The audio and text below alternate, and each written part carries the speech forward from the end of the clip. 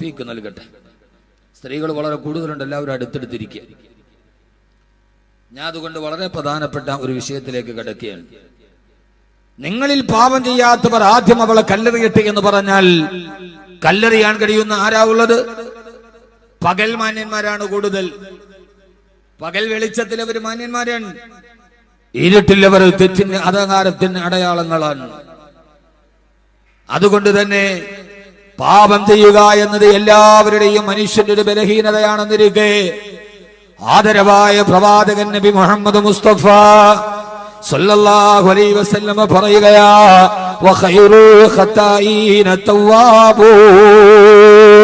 ഏതൊക്കെ പാപങ്ങൾ നിങ്ങളുടെ ജീവിതത്തിൽ ചെയ്തുവോ ആ പാപങ്ങൾ ചെയ്യൽ സ്വാഭാവികമാണെന്നിരിക്കെ ആ പാപങ്ങളിൽ നിന്ന് പശ്ചാത്തപിക്കുന്നവനാരോ അവനാണ് പാപം ചെയ്തവരിൽ ഏറ്റവും ഉത്തമനെന്ന് ഹബീബായ നബി മുഹമ്മദ് മുസ്തഫ.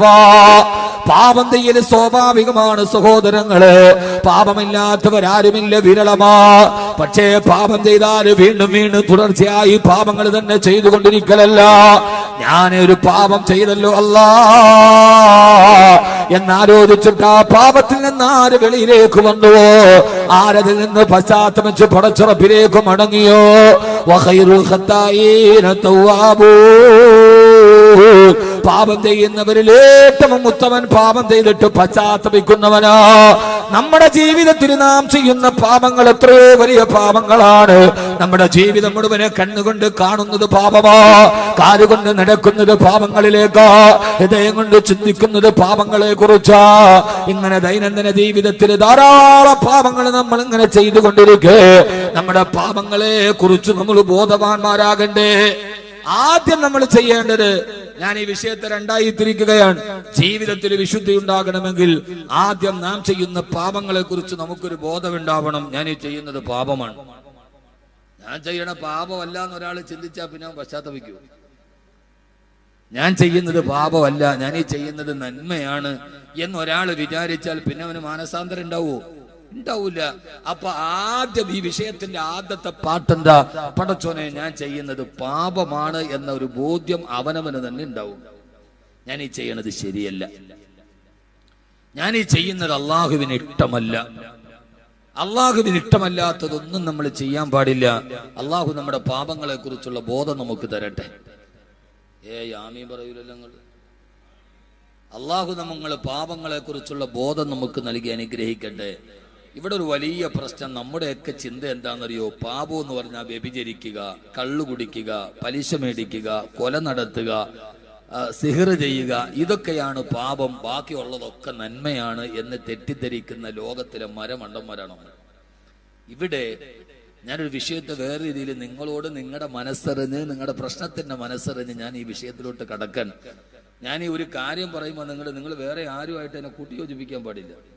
അതാണ് വളരെ പ്രധാനപ്പെട്ട ഒരു വിഷയം. നമ്മൾ ആദ്യം ചിന്തിക്കുന്ന പാപം എന്ന് പറഞ്ഞാൽ എന്താ? വ്യഭിചരിക്കല് പാപം, ഞാൻ വ്യഭിചരിക്കാറില്ല. കള്ളു കുടിക്കല് പാപമാ, ഞാൻ കള്ളു കുടിക്കാറില്ല. പലിശ മേടിക്കുന്നത് പാപമാ, ഞാൻ പലിശ മേടിക്കാറില്ല. കൊല നടത്തുന്നത് കൊലപാതകം പാപമാ, ഞാൻ ഒരാളെയും കൊന്നിട്ടില്ല. അപ്പൊ ഞാനാരാ? നല്ലവൻ. എന്റെ സഹോദരങ്ങളെ, പാപമാണ് എന്ന് ഖുർആൻ പറഞ്ഞ ചില പാപങ്ങളുണ്ട്. ആ പാപങ്ങളൊന്നും നമ്മുടെ ജീവിതത്തിൽ നിന്ന് മാറിയിട്ടുണ്ടോ? നമ്മൾ പറയുന്ന ഉസ്താദെ, നിങ്ങൾ തൗബയുടെ കാര്യമൊന്നും പറയണ്ട, ഞാൻ പാപം ചെയ്തിട്ടില്ല. എന്നാൽ ഞാൻ നിങ്ങളോടൊരു കഥ പറഞ്ഞു തരാം. ഹബീബായ നബി മുഹമ്മദ് മുസ്തഫ സല്ലല്ലാഹു അലൈഹി വസല്ലമ വ്യഭിചാരം മാത്രമല്ല ഞാൻ പറയുന്നത്, പിന്നീട് പറയാം ഇൻഷാ അല്ലാഹ്. ഖുർആൻ പറഞ്ഞ ഈ ഒരു സ്വഭാവം നിങ്ങളുടെ ജീവിതത്തിൽ ഉണ്ടാവാൻ പാടില്ല എന്ന് ഖുർആൻ പറഞ്ഞൊരു സ്വഭാവമുണ്ട്. ആ സ്വഭാവത്തിന്റെ പേരിലാണ് ഒരു സഹാബി പൊട്ടിക്കരഞ്ഞത്. ആ സ്വഭാവം നിങ്ങളോട് ഞാൻ പകർന്നു തരികയാണ്. ആ സ്വഭാവം നമ്മുടെ ജീവിതത്തിൽ നിന്ന് മാറ്റിവെക്കണം. മാറ്റി വെക്കൂ. ആ സ്വഭാവം ഞാൻ പറഞ്ഞുതരാം, നിങ്ങൾ മാറ്റുവോ? ഞാൻ വാള് പറഞ്ഞിട്ട് പോയാൽ പറയണ കാര്യം കൃത്യമായിട്ട് മനസ്സിലാക്കും, ബന്ധമാണ്. ആ സ്വഭാവം നിങ്ങൾ മാറ്റുവോ? എന്നാ പകുതി വിഷയങ്ങൾ തീരും. ഞാനത് പറയാം. ഇൻഷാ അല്ലാഹ് മാറ്റൂന്ന് ഉറപ്പുള്ളവരൊക്കെ ഒന്ന് കൈവെക്ക്. വേറെ ഒന്നുമില്ല, കാശൊന്നും തരണ്ട. മാറ്റൂന്ന് ഉറപ്പുള്ളവരൊക്കെ ഒന്ന് കൈവെക്ക്. മൊയ്തൊന്ന കൈവെക്ക്. പൊക്ക് രണ്ട് കൈയും വെക്ക്. ഇത്ര മസ്താന കൈവെക്കാത്ത പൊക്ക. ആദ്യം ഞാനാ പൊക്കിയത്, എന്നിട്ടല്ലേ നിങ്ങളെ പൊക്കണം. ഒന്നും വിഷമിക്കണം. ആദ്യം പൊക്കിയതാരാ? ഞാനാണ്. അനിതാത്ത. ആദരവായ പ്രവാചകൻ നബി മുഹമ്മദ് മുസ്തഫ സല്ലല്ലാഹു അലൈഹി വസല്ലം മദീനത്തെ പള്ളിയിൽ അല്ലാഹുവിന്റെ പ്രവാചകൻ ഖുർആൻ പഠിപ്പിച്ചുകൊണ്ടിരിക്കവേ അല്ലാഹുവിന്റെ പ്രവാചകന്റെ ചാരത്തേക്ക് ഒരു സഹാബി ഓടി വന്നിട്ട് പറഞ്ഞു, നബിയേ ഹലക്തു യാ റസൂലല്ലാഹ്, ഹലക്തു യാ റസൂലല്ലാഹ്, അല്ലാഹുവിന്റെ തിരുഹൃദയ ഞാൻ നശിച്ചു പോയി നബിയേ. ഖുർആൻ പഠിപ്പിച്ചുകൊണ്ട് മദീനത്തെ പള്ളിയുടെ ചാരത്തിരിക്കുന്ന പ്രവാചകന്റെ മുമ്പിലേക്ക് ഓടി വന്നിട്ട് ഒരു സഹാബി പേടിയോടെ പറയാ, യാ റസൂലല്ലാഹ്, ഓ യാ ഹബീബല്ലാഹ്, നബിയേ ഞാൻ നശിച്ചു പോയി, നബിയേ ഞാൻ നശിച്ചു പോയി. ആരാ? മഹാനായ സാബിത്ത് ബിൻ ഖൈസ് റളിയല്ലാഹു തആല അൻഹു. സാബിത്ത് ബിൻ ഖൈസ് പ്രവാചക ചാരത്ത് വന്ന് കണ്ണിലൂടെ കണ്ണുനീര് തടം തള്ളിയാ തുടങ്ങി. ഹലക്തു യാ റസൂലല്ലാഹ്, ഞാൻ നശിച്ചു പോയി നബിയേ. എന്താ സാബിത്തെ പറയുന്നത്? നീ നശിച്ചു പോകുവാനോ? അല്ലാഹുവിന് ഇഷ്ടപ്പെട്ട അനുയായിയല്ല നീ? അല്ലാഹുവിന്റെ റസൂലിനോട് പറഞ്ഞു, യാ റസൂലല്ലാഹ്, ഖുർആൻ മോശമാണെന്ന് അല്ലാഹു ഖുർആനിലൂടെ പറഞ്ഞ ഒരു സ്വഭാവം എനിക്കുണ്ട് നബിയേ. ആ സ്വഭാവം മോശമാണെന്ന് ഖുർആൻ ശപിച്ച സ്വഭാവമാണ്. ആ സ്വഭാവം എനിക്കുണ്ട് നബിയേ. ഇന്നലെ അങ്ങേക്ക് ആയത്തിറങ്ങിയപ്പോ ആ ആയത്തിലൊരു ശപിക്കപ്പെട്ട സ്വഭാവത്തെ ഖുർആൻ പറഞ്ഞുവല്ലോ. ആ സ്വഭാവം എനിക്കുണ്ട് യാ റസൂലല്ലാഹ്, അതുകൊണ്ട് ഞാൻ നശിച്ചു നബിയേ. ബഹുമാനപ്പെട്ട സാബിത്ത് ബിൻ ഖൈസ് റളിയല്ലാഹു അൻഹു, അല്ലാഹു ഖുർആനിലൂടെ മോശമാണ് എന്ന് പറഞ്ഞ സ്വഭാവം ഏതാ? സാബിത്ത് ബിൻ ഖൈസ് വ്യഭിചരിച്ചിട്ടല്ല, സാബിത്ത് ബിൻ ഖൈസ് മദ്യപിച്ചിട്ടില്ല, സാബിത്ത് ബിൻ ഖൈസ് പലിശ വാങ്ങിച്ചിട്ടല്ല. ഏതാണ് സാബിത്ത്? ഈ ഹദ്ദാദ് നഗറിന്റെ ശബ്ദം കേൾക്കാൻ എത്തിയവരോട് മനസ്സിൽ തൊട്ടിട്ടാണ് ഞാൻ പറയുന്നത്.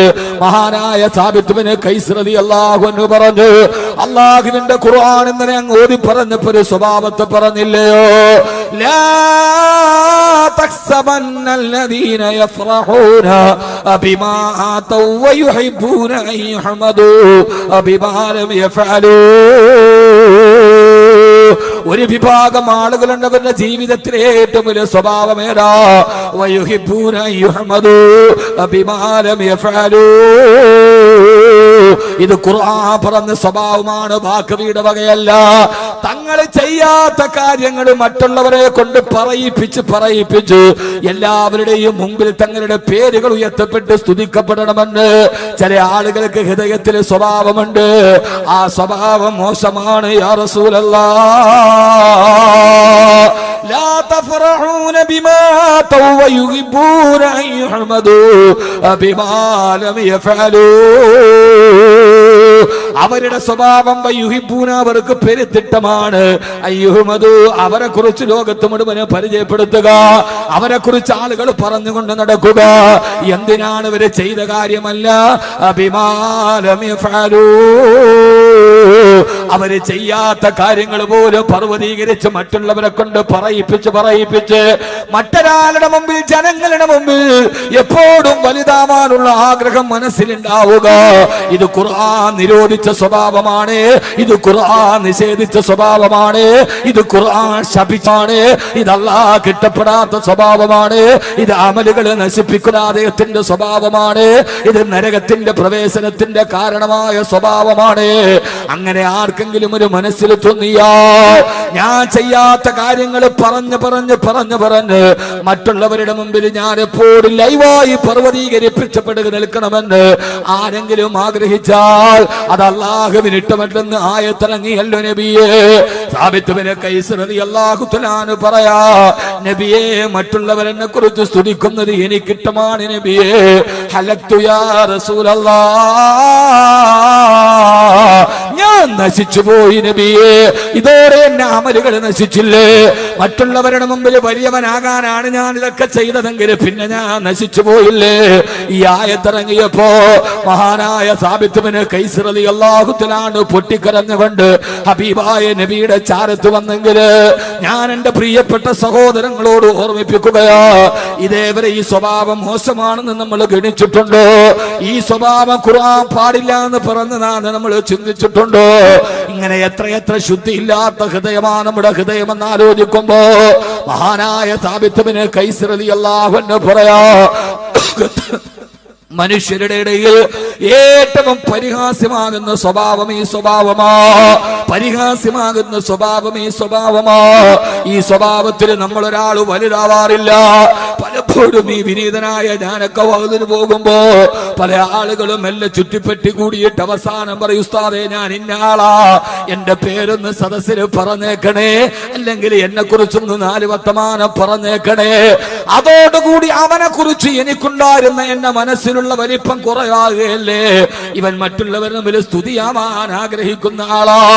പൊന്നുമോനെ, നമ്മുടെ പ്രവർത്തനങ്ങളെ കണ്ടിട്ട് മറ്റൊരാളാണ് പറയേണ്ടത്, അതവരെ ഇഷ്ടപ്പെട്ടിട്ടല്ല. എത്രയോ ആളുകൾ അങ്ങനെയൊക്കെ ലോകത്ത് ജീവിച്ചിരുന്നിട്ടുണ്ട്, അങ്ങനെയൊക്കെ ജീവിച്ചിരുന്നിട്ടുണ്ട്. ആദരവായ പ്രവാചകൻ നബി മുഹമ്മദ് മുസ്തഫ സല്ലല്ലാഹു അലൈഹി വസല്ലമ ഈ ഒരു സ്വഭാവം എടുത്തു പറഞ്ഞിട്ട് തന്നോട് ഞാൻ നശിച്ചു പോയി നബിയേ എന്ന് പറഞ്ഞ സാബിത്ത് ബിൻ ഖൈസ് റളിയല്ലാഹു അൻഹുവിനോട് അല്ലാഹുവിന്റെ റസൂൽ പറഞ്ഞു, സാബിത്തേ, വെറുതെ കരയേണ്ട സാബിത്തേ, അമാ തറലാ, നിന്റെ ഹൃദയത്തിന് ഇഷ്ടപ്പെടുന്ന ഒരു വർത്തമാനം ഞാൻ പറഞ്ഞു തരട്ടെയോ? എന്താണ് നബിയേ? സാബിത്തേ, അന്ത തഈശു ഹമീദാ വതമൂതു വഹീദാ വതദ്ഖുലുൽ ജന്നാ. സാബിത്തേ, ജീവിക്കുന്നിടത്തോളം കാലം എല്ലാവരും നിന്നെ സ്തുതിക്കും സാബിത്തേ. വതമൂതു ഷഹീദാ, നീ മരിക്കുമ്പോ രക്തസാക്ഷിയായി മരിക്കും സാബിത്തേ. വതദ്ഖുലുൽ ജന്നാ, അങ്ങനെ നീ അല്ലാഹുവിന്റെ സ്വർഗ്ഗത്തിലെത്തും സാബിത്തേ. ഞാൻ എന്റെ പ്രിയപ്പെട്ട സഹോദരങ്ങളോട് ഇത് ഓർമ്മിപ്പിക്കുന്നതെന്നറിയോ? വ്യഭിചരിക്കുന്നത് മാത്രമല്ല പാപമുള്ളത്, കള്ളു കുടിക്കുന്നത് മാത്രമല്ല പാപമുള്ളത്, പലിശ മേടിക്കുന്നത് മാത്രമല്ല പാപമുള്ളത്. അല്ലാഹുവിന്റെ ഖുർആൻ വ്യക്തമായിട്ട് പാടില്ല എന്ന് പറഞ്ഞൊരു സ്വഭാവമാണ്. മറ്റുള്ളവരുടെ മുമ്പിൽ വലുതാകാൻ വേണ്ടി സ്വയം സ്തുതിപാഠകരെ തങ്ങൾ നിശ്ചയിക്കുകയും തങ്ങൾ ചെയ്യാത്ത കാര്യങ്ങളെ മറ്റൊരാളുടെ മുമ്പിൽ അവതരിപ്പിക്കാനുള്ള വ്യഗ്രതയുണ്ടാകുകയും ചെയ്തപ്പോ മഹത്തായ സഹാബാക്കളുടെ ചിന്ത എന്താണ്? നബിയേ, ഹലക്തു യാ റസൂലല്ലാഹ്, ഞാൻ നശിച്ചു നബിയേ. എപ്പോഴെങ്കിലും നമുക്ക് തോന്നാറുണ്ടോ, അല്ലാഹുവേ ഈ സ്വഭാവം എന്റെ മനസ്സിലുണ്ടെങ്കിൽ ഞാൻ നശിച്ചു എന്ന് നമുക്ക് സ്വയം തോന്നാത്തതെന്താ? നമുക്ക് സ്വയം തോന്നാത്തതെന്താ? ഈ ഒരു സ്വഭാവം പാപമാണ് എന്ന് അല്ലാഹുവിന്റെ വിശുദ്ധ ഖുർആൻ. ഇത് കബീർ വാക്കവയുടെ വകയല്ല. ഖുർആൻ സൂറത്തു നിസാ, ഖുർആൻ സൂറത്തു ആല ഇമ്രാൻ, സൂറത്തു ആല ഇമ്രാന്റെ അവസാന ഭാഗമാണ്. വയുഹിബ്ബൂന അൻ യുഹമ്മദു ബിമാ ലം യഫ്അലു, അവര് ചെയ്യാത്ത കാര്യം ചെയ്തിട്ടാണേലും വേണ്ടൂല. ബിമാ ലം യഫ്അലു, അവര് ചെയ്യാത്ത കാര്യങ്ങൾ പറഞ്ഞ് മറ്റുള്ളവരുടെ മുമ്പിൽ വലുതാകാൻ ശ്രമിക്കുക. അങ്ങനെ ശ്രമിക്കുമ്പോൾ നമ്മൾ മറ്റുള്ളവരുടെ മുമ്പിൽ ചെറുതാവും. ഞാനൊക്കെ വാതിലുമ്പോ പറയണം, ഉസ്താദ് എന്റെ പേരൊന്ന് പറഞ്ഞേക്കണേ, സ്റ്റേജിലൊന്ന്. അപ്പോ അയാളെ കുറിച്ച് എന്റെ മനസ്സിലുണ്ടായിരുന്ന ചിത്രം ചെറുതാവുകയാണ്. ഇങ്ങനെ ഒരു മനുഷ്യനായി പോയല്ലോ ഇയാൾ. അയാളുടെ പെരുമാറ്റം കണ്ടിട്ട് ഞാൻ പറയണം, അയാൾ പറയാതെ പറയണം, ആ മനുഷ്യൻ എത്ര നല്ലവനാണ്, അയാളുടെ പെരുമാറ്റം, അയാളുടെ സ്വഭാവം. അള്ളാഹു നമുക്ക് ആ ബോധം നൽകി അനുഗ്രഹിക്കട്ടെ. അള്ളാഹു നമുക്ക് ആ ബോധം നൽകി അനുഗ്രഹിക്കട്ടെ. ആദരവായ പ്രവാചകൻ നബി മുഹമ്മദ് മുസ്തഫ, ഉറക്കെ ആദരവായ പ്രവാചകൻ നബി മുഹമ്മദ് മുസ്തഫ സല്ലല്ലാഹു അലൈഹി വസല്ലമ, അല്ലാഹുവിന്റെ റസൂലിന്റെ സഹാബാക്കൾ ഇങ്ങനെ ചിന്തിച്ചവരായിരുന്നു, ഇങ്ങനെ ചിന്തിച്ചവരായിരുന്നു. അങ്ങനെ നമുക്ക് ഖുർആനിലൂടെ ചിന്തിക്കാൻ കഴിയണം. അല്ലാഹുവേ, ഈ സ്വഭാവം എനിക്കൊക്കെ ഉണ്ടല്ലോ, ഈ സ്വഭാവമൊക്കെ എനിക്കൊന്ന് മാറ്റണം, ഈ സ്വഭാവം എനിക്കൊന്ന് മാറ്റാം. നമ്മൾ ചിന്തിക്കും, നമ്മൾ ചില ആളുകൾ പറയും എന്റെ സ്വഭാവം അതാ, ഇനിയിപ്പോ മാറ്റാൻ നോക്കിയാലൊന്നും മുഅ്മിനിന്റെ സ്വഭാവമല്ല, അത് ഈമാനുള്ളവല്ല എന്ന് വിചാരിക്കരുത്. ആ പറയൽ ഈമാനിന്റെ ലക്ഷണമല്ല. മാറ്റണം, മാറ്റാൻ പറ്റാത്ത സ്വഭാവങ്ങൾ അതാ ഉള്ളത്. അള്ളാഹു നമ്മുടെ തെറ്റുകളെ കുറിച്ചുള്ള ബോധം നമുക്ക് നൽകി അനുഗ്രഹിക്കട്ടെ. ആമീൻ പറ മനുഷ്യന്മാരെ. അള്ളാഹു നമുക്ക് തെറ്റുകളെ കുറിച്ചുള്ള ബോധം നൽകാൻ ആദ്യം, അതുകൊണ്ടാണ് ഞാൻ പറയുന്നത്, ഞാൻ ചെയ്തത് തെറ്റാണ് എന്ന ഒരു ബോധം ആദ്യം ഉണ്ടാവുക. ഇത് തെറ്റാണ്, ഇത് ഖുർആൻ പറയുന്ന സ്വഭാവമാണ് എന്ന് നമുക്ക് തോന്നിയ പിന്നെ നമ്മളതിൽ നിന്ന് മാറൂലേ? അള്ളാഹു നമുക്കതിൽ നിന്ന് മാറി നിൽക്കാൻ തൗഫീഖ് നൽകട്ടെ. നമ്മളത് ആഗ്രഹിച്ചില്ല എന്നാൽ മറ്റുള്ളവരത് പറയുന്നു. അൽഹംദുലില്ലാ, അൽഹംദുലില്ലാ.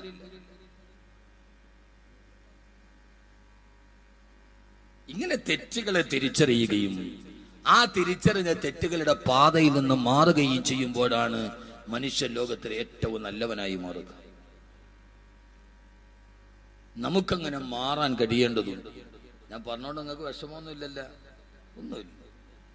ഒരു പരിപാടിക്ക് എവിടെയെങ്കിലും ഒരു MLA കണ്ടു, അതിന്റെ ഇടയ്ക്കിടെ ഞൂന്ന് പോയിട്ട് അപ്പുറത്തുനിന്ന് ഒരു സെൽഫി എടുക്കുക, പോസ്റ്റ്. അപ്പൊ അവൻ MLA ആരായി, അടുത്ത ആളായി. ബാക്കി പോയി ഒരു സൈഡിൽ കൂടെ പോയി ഇപ്പുറത്ത് നിന്നൊരു ഫോട്ടോ എടുത്തിടുക, ഉടനെ പ്രൊഫൈല് മാറി. മുഖ്യമന്ത്രി അതിലേ പോയാൽ അതിന്റെ അപ്പുറത്തോടെ നിന്നിട്ട് ഒരെണ്ണം എടുത്തിട്ട് തീർന്നു. മന്ത്രി അതിലേ പോയാൽ തീർന്നു. ഇതൊന്നും അല്ല. നമ്മൾ അള്ളാഹുവിന്റെ മുമ്പിലാണ് വലിയവരാകട്ടെ. മറ്റുള്ളവന്റെ മുമ്പിൽ വലിയവനായിട്ട് ഒരു കാര്യം ഉണ്ടാവില്ല. അത് ഈ മണ്ണിന്റെ അടിയിൽ തീരാനുള്ളതാണ്. ആരുടെ മുമ്പിൽ വലിയവനായിട്ട് കാര്യം എന്താ? മരിച്ചു എന്ന് കേട്ടപ്പോ 400 പേര് കൂടെ മരിച്ച പുരക്ഷി തലൈവി ജയലളിത എവിടെ? ചെന്നൈ നഗരത്തിന്റെ കടൽ തീരത്തിന്റെ താഴത്ത് എവിടെയോ മണ്ണിൽ പോയി പുഴുക്കൾ തിന്നിട്ട് ആ തടിച്ച ശരീരം തീർന്നിട്ടുണ്ട്.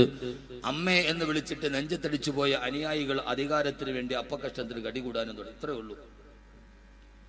അമ്മേന്ന് വിളിച്ചിട്ട് കരഞ്ഞ അനുയായികൾ അധികാരത്തിന് വേണ്ടി കടിപിടി കൂടാൻ തുടങ്ങി. മരിച്ചു എന്ന് കേട്ടപ്പോ 400 പേര് കൂടെ മരിച്ചു എന്നാ കണക്ക് പറയുന്നത്. എന്തിയാ പെണ്ണെവിടെ പോയി? അവൾ 6 അടി മണ്ണിലേക്ക് പോയി. ഇതിനേക്കാൾ ഈ ലോകത്തിന്റെ മുമ്പിൽ വലിയവരായ ആളുകൾ ഖബറിന്റെ കുഴിമാടത്തിൽ കിടക്കുന്നുണ്ടല്ലോ. എന്താ അവര് ബാക്കിയാക്കിയിട്ട് പോയത്? ഒന്നും അവര് ബാക്കിയാക്കിയിട്ടില്ല. അതുകൊണ്ട് ആദ്യം എന്റെ പ്രിയപ്പെട്ട സഹോദരങ്ങളോട് എനിക്ക് പറയാനുള്ളത്, ആദ്യം നമ്മുടെ ജീവിതത്തിൽ ഞാൻ ചെയ്തു പോയ തെറ്റുകളെ കുറിച്ചുള്ള ബോധം ഉണ്ടാവുക. എന്താ ബോധം? ഹബീബായ നബി മുഹമ്മദ് മുസ്തഫ, ഉറക്കെ ആദരവായ പ്രവാചകൻ നബി മുഹമ്മദ് മുസ്തഫ സല്ലല്ലാഹു അലൈഹി വസല്ലം സലാത്ത് പറയും. റബീഉൽ അവ്വൽ തീർന്നില്ലല്ലോ. നിങ്ങൾ റബീഉൽ അവ്വലായി കഴിയുമ്പോ കാസർഗോഡുകാരുടെ ഉശിരൊരു വല്ലാത്ത ഉശിര. 13 ജില്ലയിലും ഇല്ലാത്ത ഉശിരാണ് റബീഉൽ അവ്വലിന് കാസർഗോഡുകാരുടെ ഒരു റാലിയുടെ ഉശിര്. ഇപ്രാവശ്യത്തെ റാലിയാന്ന് തോന്നുന്നു ഫേസ്ബുക്കിൽ ഞാൻ കണ്ടു. ഏറ്റവും വില കൂടിയ കാറുകൾ മാത്രം ഒരു 10-12 എവിടെയാ നടന്നതെന്നൊന്നും എനിക്കറിയില്ല. നിങ്ങൾ കണ്ടില്ല? അവനവന്റെ കാര്യം നിങ്ങൾ കാണൂലല്ലോ. ആദ്യം റേഞ്ച് റോവർ, പിന്നെ പോർഷെ, പിന്നെ ഓഡി, ബെൻസ്, അത് മാത്രം കുറെ ഇങ്ങനെ നിരന്നു വരുന്നു. ഹെഡ്ലൈറ്റിൽ പച്ച തുണി കെട്ടിട്ട് അത് മറച്ചിരിക്കുന്നു. ഒരാൾ ഓടിക്കുന്നു, ഡോറ് തുറന്നിട്ട് അതിന്റെ അപ്പുറത്തും ഇപ്പുറത്തും 4 പേര് ഇരിക്കുന്നു. കുലു തക്ബീർ അല്ലാഹു അക്ബർ. നബീനത്തിന്റെ റാലി. പിന്നെ ചില ജമീനത്തിന്റെ മുമ്പിൽ കമാൻഡോ, ചിലതിനകത്ത് പട്ടാളക്കാര്. ഞാനൊന്ന് ചോദിക്കട്ടെ, എനിക്ക് നിങ്ങൾ എന്ത് വിചാരിച്ചാലും ഒരു കുഴപ്പമില്ല. രാത്രിയിലോ പകലിലോ ഒരു തീപ്പെട്ടിക്കൊള്ളി വെച്ചിട്ട് പോലും ആയുധ പരിശീലനം നടത്താത്ത അള്ളാന്റെ റസൂലിന്റെ ഉമ്മത്തിന് എന്തിനാ നബിദിന റാലിക്ക് ഒരു പട്ടാളക്കാരുടെ വേഷം? അതുകൊണ്ട് എന്താ നമ്മൾ ഉദ്ദേശിക്കുന്നത്? ഒരു തീപ്പെട്ടിയുടെ കൊള്ളി കൊണ്ടുവച്ചും നമ്മൾ പള്ളിപ്പറമ്പിൽ പോയിട്ട് പരിശീലനം നടത്തുന്ന ആളുകളല്ലല്ലോ നമ്മളാണോ? ആണോ? ഒരു തീപ്പെട്ടിയുടെ കൊള്ളി വെച്ചിട്ട് പോലും നമ്മൾ പയറ്റുന്ന ആളുകളല്ലല്ലോ. നമ്മൾ സമാധാനത്തിന്റെ വക്താക്കളല്ലേ. അപ്പൊ പിന്നെ നമുക്കെന്തിനാ വേഷത്തിന്റെ ഒരു ആവശ്യകത? എന്തിനാ? അതിന്റെ ഒരു ആവശ്യകത ഇല്ലല്ലോ. ആവശ്യകതകൾ ഇല്ലാത്തവർ നമുക്ക് ഒഴിവാക്കിക്കൂടെ? ആവേശം നല്ലതാണ്, പക്ഷെ അത് അതിര് കിടക്കുമ്പോൾ, അമിതാവേശമായി വരുമ്പോൾ വരുന്ന ആപത്തുകൾ തടയാൻ ചിലപ്പോൾ സമൂഹത്തിന് കഴിയുന്നില്ല എന്നത് വളരെ ദുഃഖകരമായൊരു വസ്തുതയാണ്. എന്റെ പ്രിയപ്പെട്ട ചെറുപ്പക്കാരെ, ഇതൊന്നുമല്ല അള്ളാഹുവിന്റെ പ്രവാചകൻ സല്ലല്ലാഹു അലൈഹി വസല്ലമയോടുള്ള ഹുബ്ബേരാ ഹബീബായ നബി മുഹമ്മദ് മുസ്തഫ. ഇവിടെ ആദരവായ പ്രവാചകൻ നബി മുഹമ്മദ് മുസ്തഫ പ്രവാചകൻ കിടന്നിറങ്ങുന്ന മദീന നഗരിയിലേക്ക് പോകുമ്പോൾ മദീനത്തുൻ നബവി, അള്ളാഹു മരിക്കുന്നതിന് മുമ്പ് ഇവിടെ എത്താൻ അള്ളാഹു തൗഫീഖ് നൽകി അനുഗ്രഹിക്കുമാറാകട്ടെ. മഹാനായ റസൂലുള്ളാഹി സ്വല്ലല്ലാഹു അലൈഹി വസല്ലമയുടെ പച്ചക്കുപ്പയുടെ കീഴിൽ അന്തിയിറങ്ങുന്ന നേതാവിന്റെ ചാരത്ത് കിടക്കുമ്പോ ആ മദീന നബവിയുടെ മറുഭാഗത്ത് വിശാലമായ മദീന യൂണിവേഴ്സിറ്റിക്കപ്പുറത്ത് വളരെ വിശാലമായൊരു മരുഭൂമിയുടെ ഭാഗമുണ്ട്. നിങ്ങൾ എങ്ങാനും ഇവിടെ ചെന്നാൽ ആ മരുഭൂമിയിൽ പോയി ചെറുപ്പക്കാരാ കുറച്ചു നേരം ഒന്ന് നിന്നു നോക്കണം. ലോക ചരിത്രത്തിന് അവിസ്മരണീയമായ ചരിത്രത്തിന് സാക്ഷ്യം വഹിച്ച മണൽപ്പരപ്പാണത്. മദീനത്ത് പള്ളിയുടെ മദീന യൂണിവേഴ്സിറ്റിയുടെ മറുഭാഗത്ത് ഞാൻ ഇപ്രാവശ്യം എന്റെ കൂടെ ഹജ്ജിന് വന്ന ആളുകളോട് ആ സ്ഥലം കാണിച്ചു കൊടുത്തിട്ട് അവിടെ വെച്ചിട്ട് ആ നടന്ന ചരിത്രം പറഞ്ഞു കൊടുത്തു. എന്റെ പ്രിയപ്പെട്ട കാസർഗോഡ് ചെറുപ്പക്കാരാ, എപ്പോഴെങ്കിലും മദീനയിൽ പോകാൻ അവസരം ലഭിച്ചാൽ അള്ളാഹു നമുക്ക് മദീനയിൽ പോകാൻ അവസരം നൽകുമാറാകട്ടെ. മരിക്കുന്നതിന് മുമ്പ് മദീനയിലെത്താ മദീന റൗളയുടെ ചാരത്ത് ചെന്ന് അസ്സലാത്തു വസ്സലാമു അലൈക യാ റസൂലല്ലാഹ് എന്നു ഹൃദയം തുറന്ന് പറയാൻ അല്ലാഹുവേ നീ ഞങ്ങൾക്ക് തൗഫീഖ് നൽകണേ അല്ലാഹ്. ആ മദീനയുടെ മദീന യൂണിവേഴ്സിറ്റിയുടെ മറുഭാഗത്ത് നിരന്ന് കിടക്കുന്ന മരുപ്പറമ്പിലൊരു ചരിത്രം നടന്നിട്ടുണ്ട്. ആ ചരിത്രം ഏതെന്നറിയോ? അവിടെയാണ് ഹബീബായ നബി തങ്ങൾ മദീനത്തെ പള്ളിയുടെ ഓരത്തിരിക്കുമ്പോ ഒരു ചെറുപ്പക്കാരൻ പാഞ്ഞു വന്നത് ഭ്രാന്തനെ പോലെ മുടിയിടകൾ മുഴുവനും പറത്തിയിട്ട് ആ മുടിയിൽ പിടിച്ചു വലിച്ചിട്ട് പ്രവാചകന്റെ അടുക്കലേക്ക് വന്നു. യാ റസൂലല്ലാഹ് തഹിറണി യാ റസൂലല്ലാഹ്, എന്നെ ഒന്ന് ശുദ്ധനാക്കി നബിയേ, എന്റെ ജീവിതത്തിന്റെ ഹൃദയ വിശുദ്ധി നഷ്ടപ്പെട്ടു പോയി നബിയേ. തഹിറണി യാ റസൂലല്ലാഹ്, എന്നെ ഒന്ന് വിശുദ്ധനാക്കി നബിയേ. അല്ലാഹുവിന്റെ റസൂലിനോട് പറയാ. കാരണം എന്താ നബിയേ? എന്താണ് മായിസേ? മായിസ് റളിയല്ലാഹു അൻഹു ഖദ സനൈതു യാ റസൂലല്ലാഹ്, ഞാൻ വ്യഭിചരിച്ചു നബിയേ, എനിക്ക് പരലോകത്തെ പേടിയാ. എന്റെ കടയിലേക്ക് ഒരു പെൺകുട്ടി കടന്നു വന്നപ്പോ അഭിശപ്തമായൊരു നിമിഷത്തിൽ ആ പെണ്ണുമായി ശാരീരിക ബന്ധത്തിലേർപ്പെട്ടിട്ട് എന്റെ ഹൃദയത്തിന്റെ ജീവിതത്തിന്റെ വിശുദ്ധി കളങ്കമായി നബിയേ. ഖദ സനൈതു യാ റസൂലല്ലാഹ്, എന്നെ ഒന്ന് ഞാൻ വ്യഭിചരിച്ചു നബിയേ, എനിക്കൊന്ന് ശുദ്ധിതാക്കി താ നബിയേ, എന്നെ ഒന്ന് ശുദ്ധനാക്കി താ നബിയേ. ആരാ പറയുന്നത്? ജീവിതത്തിന്റെ സന്മാർഗങ്ങളുടെ കൊടുമുടികൾ താണ്ടിക്കിടക്കുമ്പോഴും അറിയാതെ ജീവിതത്തിലൊരു പാപം ചെയ്തപ്പോ ആ സമയത്ത് അള്ളാഹിനെ കുറിച്ചുള്ള ബോധ്യമുണ്ടാവുകയാ, പരലോകത്തെ കുറിച്ചുള്ള പേടി വരികയാ. ഹിസാബിനെ അഭിമുഖീകരിക്കേണ്ട ദിവസത്തെ ഓർത്തപ്പോ ഉറക്കം വരുന്നില്ല. നമുക്ക് പരലോകത്തെ പേടിയില്ലല്ലോ, നമുക്ക് ആഖിറത്തെ പേടിയില്ലല്ലോ, നമുക്ക് ഹിസാബിന് ഭയമില്ലല്ലോ, നമുക്ക് സിറാത്തിനെ കുറിച്ച് ചിന്തയില്ലല്ലോ. ഒന്നുമില്ലാതെ നമ്മൾ ഇവിടെ കിടന്ന് ആടിത്തുമറുക്കുകയാ. ഹബീബായ നബി സല്ലല്ലാഹു അലൈഹി വസല്ലമയുടെ മദീനത്തിന്റെ ചാരത്ത് നടന്ന ചരിത്രം അറിയുമ്പോ നബിദിനം എന്ന് പറഞ്ഞാൽ അല്ലാഹുവിന്റെ റസൂലിനെ ഓർക്കല, അവിടുത്തെ സഹാബത്തിനെ ഓർക്കല.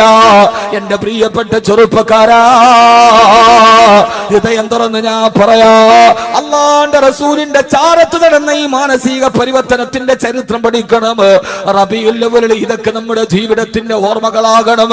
അല്ലാതെ നബിദിനത്തിന്റെ ആഘോഷം എന്ന് പറഞ്ഞാൽ അത് പച്ചക്കൊടിയും പിടിച്ചിട്ട് ലൈറ്റുകളുടെ മുമ്പിൽ പച്ചട്ടം പോലെ വെച്ചത് മറിച്ചു മാറ്റി കാതടപ്പിക്കുന്ന സംഗീതങ്ങളുമായി റോഡ് ബ്ലോക്കാക്കിയിട്ട് നബിദിനാഘോഷം നടക്കലല്ല.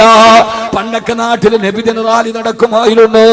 ഈ മദ്രസയിലെ കുട്ടികളും സയ്യിദന്മാരും ആലിമീങ്ങളും ഒക്കെ റബീഉൽ അവ്വൽ 12 രാവിലെ റോഡിലൂടെ അച്ചടക്കത്തോട് മദ്രസയുടെ കൊച്ചുകുട്ടികൾ പച്ചക്കൊടിയും പിടിച്ച് ആലിമീങ്ങള് സയ്യിദന്മാര് നേതൃത്വം നൽകി പോകുന്ന വഴിയിൽ ബുറുദ പാടി, പോകുന്ന വഴിയിൽ മൗലിദ് പാടി. ഇന്ന ബൈതന അൻഹു ലൈസ മുഹ്താജന ഇല സുറൂർ എന്ന് പോയ അല്ലാഹുവിന്റെ റസൂലിന്റെ ജന്മദിനം ആഘോഷിക്കുന്ന പതിവുകളിൽ നിന്ന് അടിച്ചുപൊളിയുടെയും ആഘോഷത്തിന്റെയും ശേഷം തലമുറ വൈകുന്നേരമാകുമ്പോ അല്ലാഹുവിന്റെ റസൂലിന്റെ കാതടപ്പന സംഗീതവുമായി വണ്ടികളുടെ മുകളിൽ പച്ചക്കൊടിയും കിട്ട് ഇതേവരെ നിസ്കാരമില്ല, നോമ്പില്ല, സക്കാത്തില്ല, ഹജ്ജില്ല. ആണ്ടറുതിയുടെ ഒരു ദിവസം മാത്രം സമൂഹത്തിന്റെ ആഘോഷങ്ങളെ തെറ്റിദ്ധരിപ്പിക്കുന്ന വികരമാക്കി മാറ്റുന്ന ഇപ്രാവശ്യത്തെ നബിദിനാഘോഷത്തിന്റെ ഒരു പോസ്റ്റ് ഫേസ്ബുക്കിൽ കണ്ടു. വലിയൊരു ലോറി നിറച്ചിട്ട് പച്ചത്തുണി കൊണ്ട് അലങ്കരിച്ചിരിക്കുകയാ. അതിന്റെ നാലുപാടിൽ ലാ ഇലാഹ ഇല്ലല്ലാഹ് മുഹമ്മദ് റസൂലുള്ളാഹ് എഴുതിയിട്ടുണ്ട്. കുറെ ഫ്രീക്കന്മാരായ ചെറുപ്പക്കാരെ തലമുടി ഇങ്ങനെ ഫ്രീക്കായി വെട്ടി അവര് പച്ചക്കൊടി പിടിച്ചിട്ട് കുലു തക്ബീർ വിളിക്കുകയാ. സുബ്ഹാനല്ലാഹ്, ഒരു ചെറുപ്പക്കാരൻ കാലെടുത്ത് ചവിട്ടിയിരിക്കുന്നത് ലാ ഇലാഹ ഇല്ലല്ലാഹ് മുഹമ്മദ് റസൂലുള്ളാഹ് എഴുതിയിരിക്കുന്ന ബാനറിന്റെ മുകളിൽ കാല് ചവിട്ടിയിട്ട് അവൻ തക്ബീർ വിളിക്കുകയാ. എന്റെ പ്രിയപ്പെട്ട പൊന്നുമോനെ, ഞാനൊന്ന് ചിന്തിക്കട്ടെ, ഇന്നേവരെ ഹൃദയത്തിന്റെ ചിന്തകളും വികാരങ്ങളും മാറ്റാത്തത് എങ്ങനെയാ? എങ്ങനെയാടാ യുവാവേ നിനക്ക് ആ സമയത്ത് ഇങ്ങനെ ആഘോഷത്തിൽ അടിച്ചു തീർക്കാൻ കഴിയാ? ആ സമയത്ത് നിന്റെ സഹോദരങ്ങളും മാനത്തിന് വേണ്ടി കേടുകയല്ലേ? എങ്ങനെയാ നിനക്ക് ഇങ്ങനെ ആഘോഷിക്കാൻ കഴിയാ? അതേ സമയത്ത് നീ നോക്കുമ്പോ ബശാറുൽ അസദ് എന്ന ഏകാധിപതിയായ സർവാധിപതിയായ സ്വേച്ഛാധിപതിയായ വംശാധിപതിയായ ആ രാജാവിന്റെ പട്ടാളക്കാര് സിറിയയിലെ അവര് ചോദിച്ചു എന്തെന്നറിയോ? പാതിരാ സമയത്ത് തകർത്ത് കയറി പുരുഷന്മാരെ പിടിച്ച് തൂണില് ബലമായി കെട്ടിയിട്ട് അവരെ തോക്കിന്റെ മുനയിൽ വിളിച്ചുകൊണ്ട് നിർത്തി. ബാക്കി പട്ടാളക്കാരെ കടപ്പറയിൽ കിടക്കുന്ന ഭാര്യയെയും പെൺമക്കളെയും പരസ്യമായി മാനഭംഗം ചെയ്യുമ്പോ നെഞ്ചിലേക്ക് ചൂണ്ടിവെച്ച കാഞ്ചി വലിച്ചാൽ ശരീരം തെറിച്ചു പോകുമ്പോ കാഞ്ചി മുനയുടെ മുമ്പിൽ നിർത്തി പാവപ്പെട്ട ഭാര്യമാരെയും പെൺമക്കളെയും മാനഭോ ഇത് ഞങ്ങൾക്ക് കൂട്ടുകാര് വിളിച്ചു ചോദിക്കുമ്പോ ബോംബ് വർഷങ്ങൾ ശരീരത്തിലേക്ക് പതിച്ചിട്ട് അതിന്റെ അവശിഷ്ടങ്ങൾ ശരീരത്തിൽ തുളച്ചു കയറുമ്പോ ഓപ്പറേഷൻ ടേബിളിൽ കൊണ്ടുപോയി ഓപ്പറേഷന് മലത്തി കിടത്തവേ ബോധം കെടുത്താൻ അനസ്തേഷ്യയുടെ മരുന്ന് പോലുമില്ലാതെ ആശുപത്രിയില് പച്ച ശരീരത്തിലേക്ക് പിച്ചാത്തി കുത്തി കയറ്റുമ്പോ വേദന മറക്കാൻ അല്ലാഹുവിന്റെ ഖുർആൻ ഉറക്കോടി അല്ലാഹു സമദ് ലം യലിദ് വലം യൂലദ് വലം യകുൽ ലഹു കുഫുവൻ അഹദ്. തന്റെ ശരീരത്തിൽ ഓപ്പറേഷൻ ചെയ്യുമ്പോ ബോധം കെടുത്താൻ മരുന്നില്ലാതെ അല്ലാഹുവിന്റെ ഖുർആൻ ഉറക്കയോകുന്ന സിറിയയിലെ പാവപ്പെട്ട 10 വയസ്സുള്ള ബാലന്മാരില്ലേ എന്റെ പ്രിയപ്പെട്ട ചെറുപ്പക്കാരാ, വമാലക്കും ലാ തുഖാതിലൂന ഫീ സബീലില്ലാഹ് വൽ മുസ്തലഫീന മിനർ റിജാലി വൻ നിസാഇ വൽ വിൽദാൻ الذين يقولون ربنا اخرجنا من هذه القرية الظالم أهلها واجعل لنا من لدنك وليا واجعل لنا من لدنك نصيرا. സിറിയയിലെ അലപ്പോവിലെ പാവപ്പെട്ട പെണ്ണുങ്ങൾ കിടന്നിട്ട് നിലവിളിക്കുകയാ, നമ്മുടെ സഹോദരിമാരെ നിലവിളിക്കുകയാ. നമ്മളിവിടെ ആഘോഷത്തിന്റെ തിമിർപ്പ് നടക്കുമ്പോ പട്ടാളക്കാരാൽ ക്രൂരമായി മാനഭംഗം ചെയ്യപ്പെട്ട് കയ്യും കാലും വെട്ടിയെറിയപ്പെട്ട് കുടിൽ നിന്ന് വലിച്ചെറിയപ്പെടുന്ന സിറിയയിലെ പെങ്ങന്മാര് വിളിച്ചു തോന്നിക്കുന്നുണ്ട്,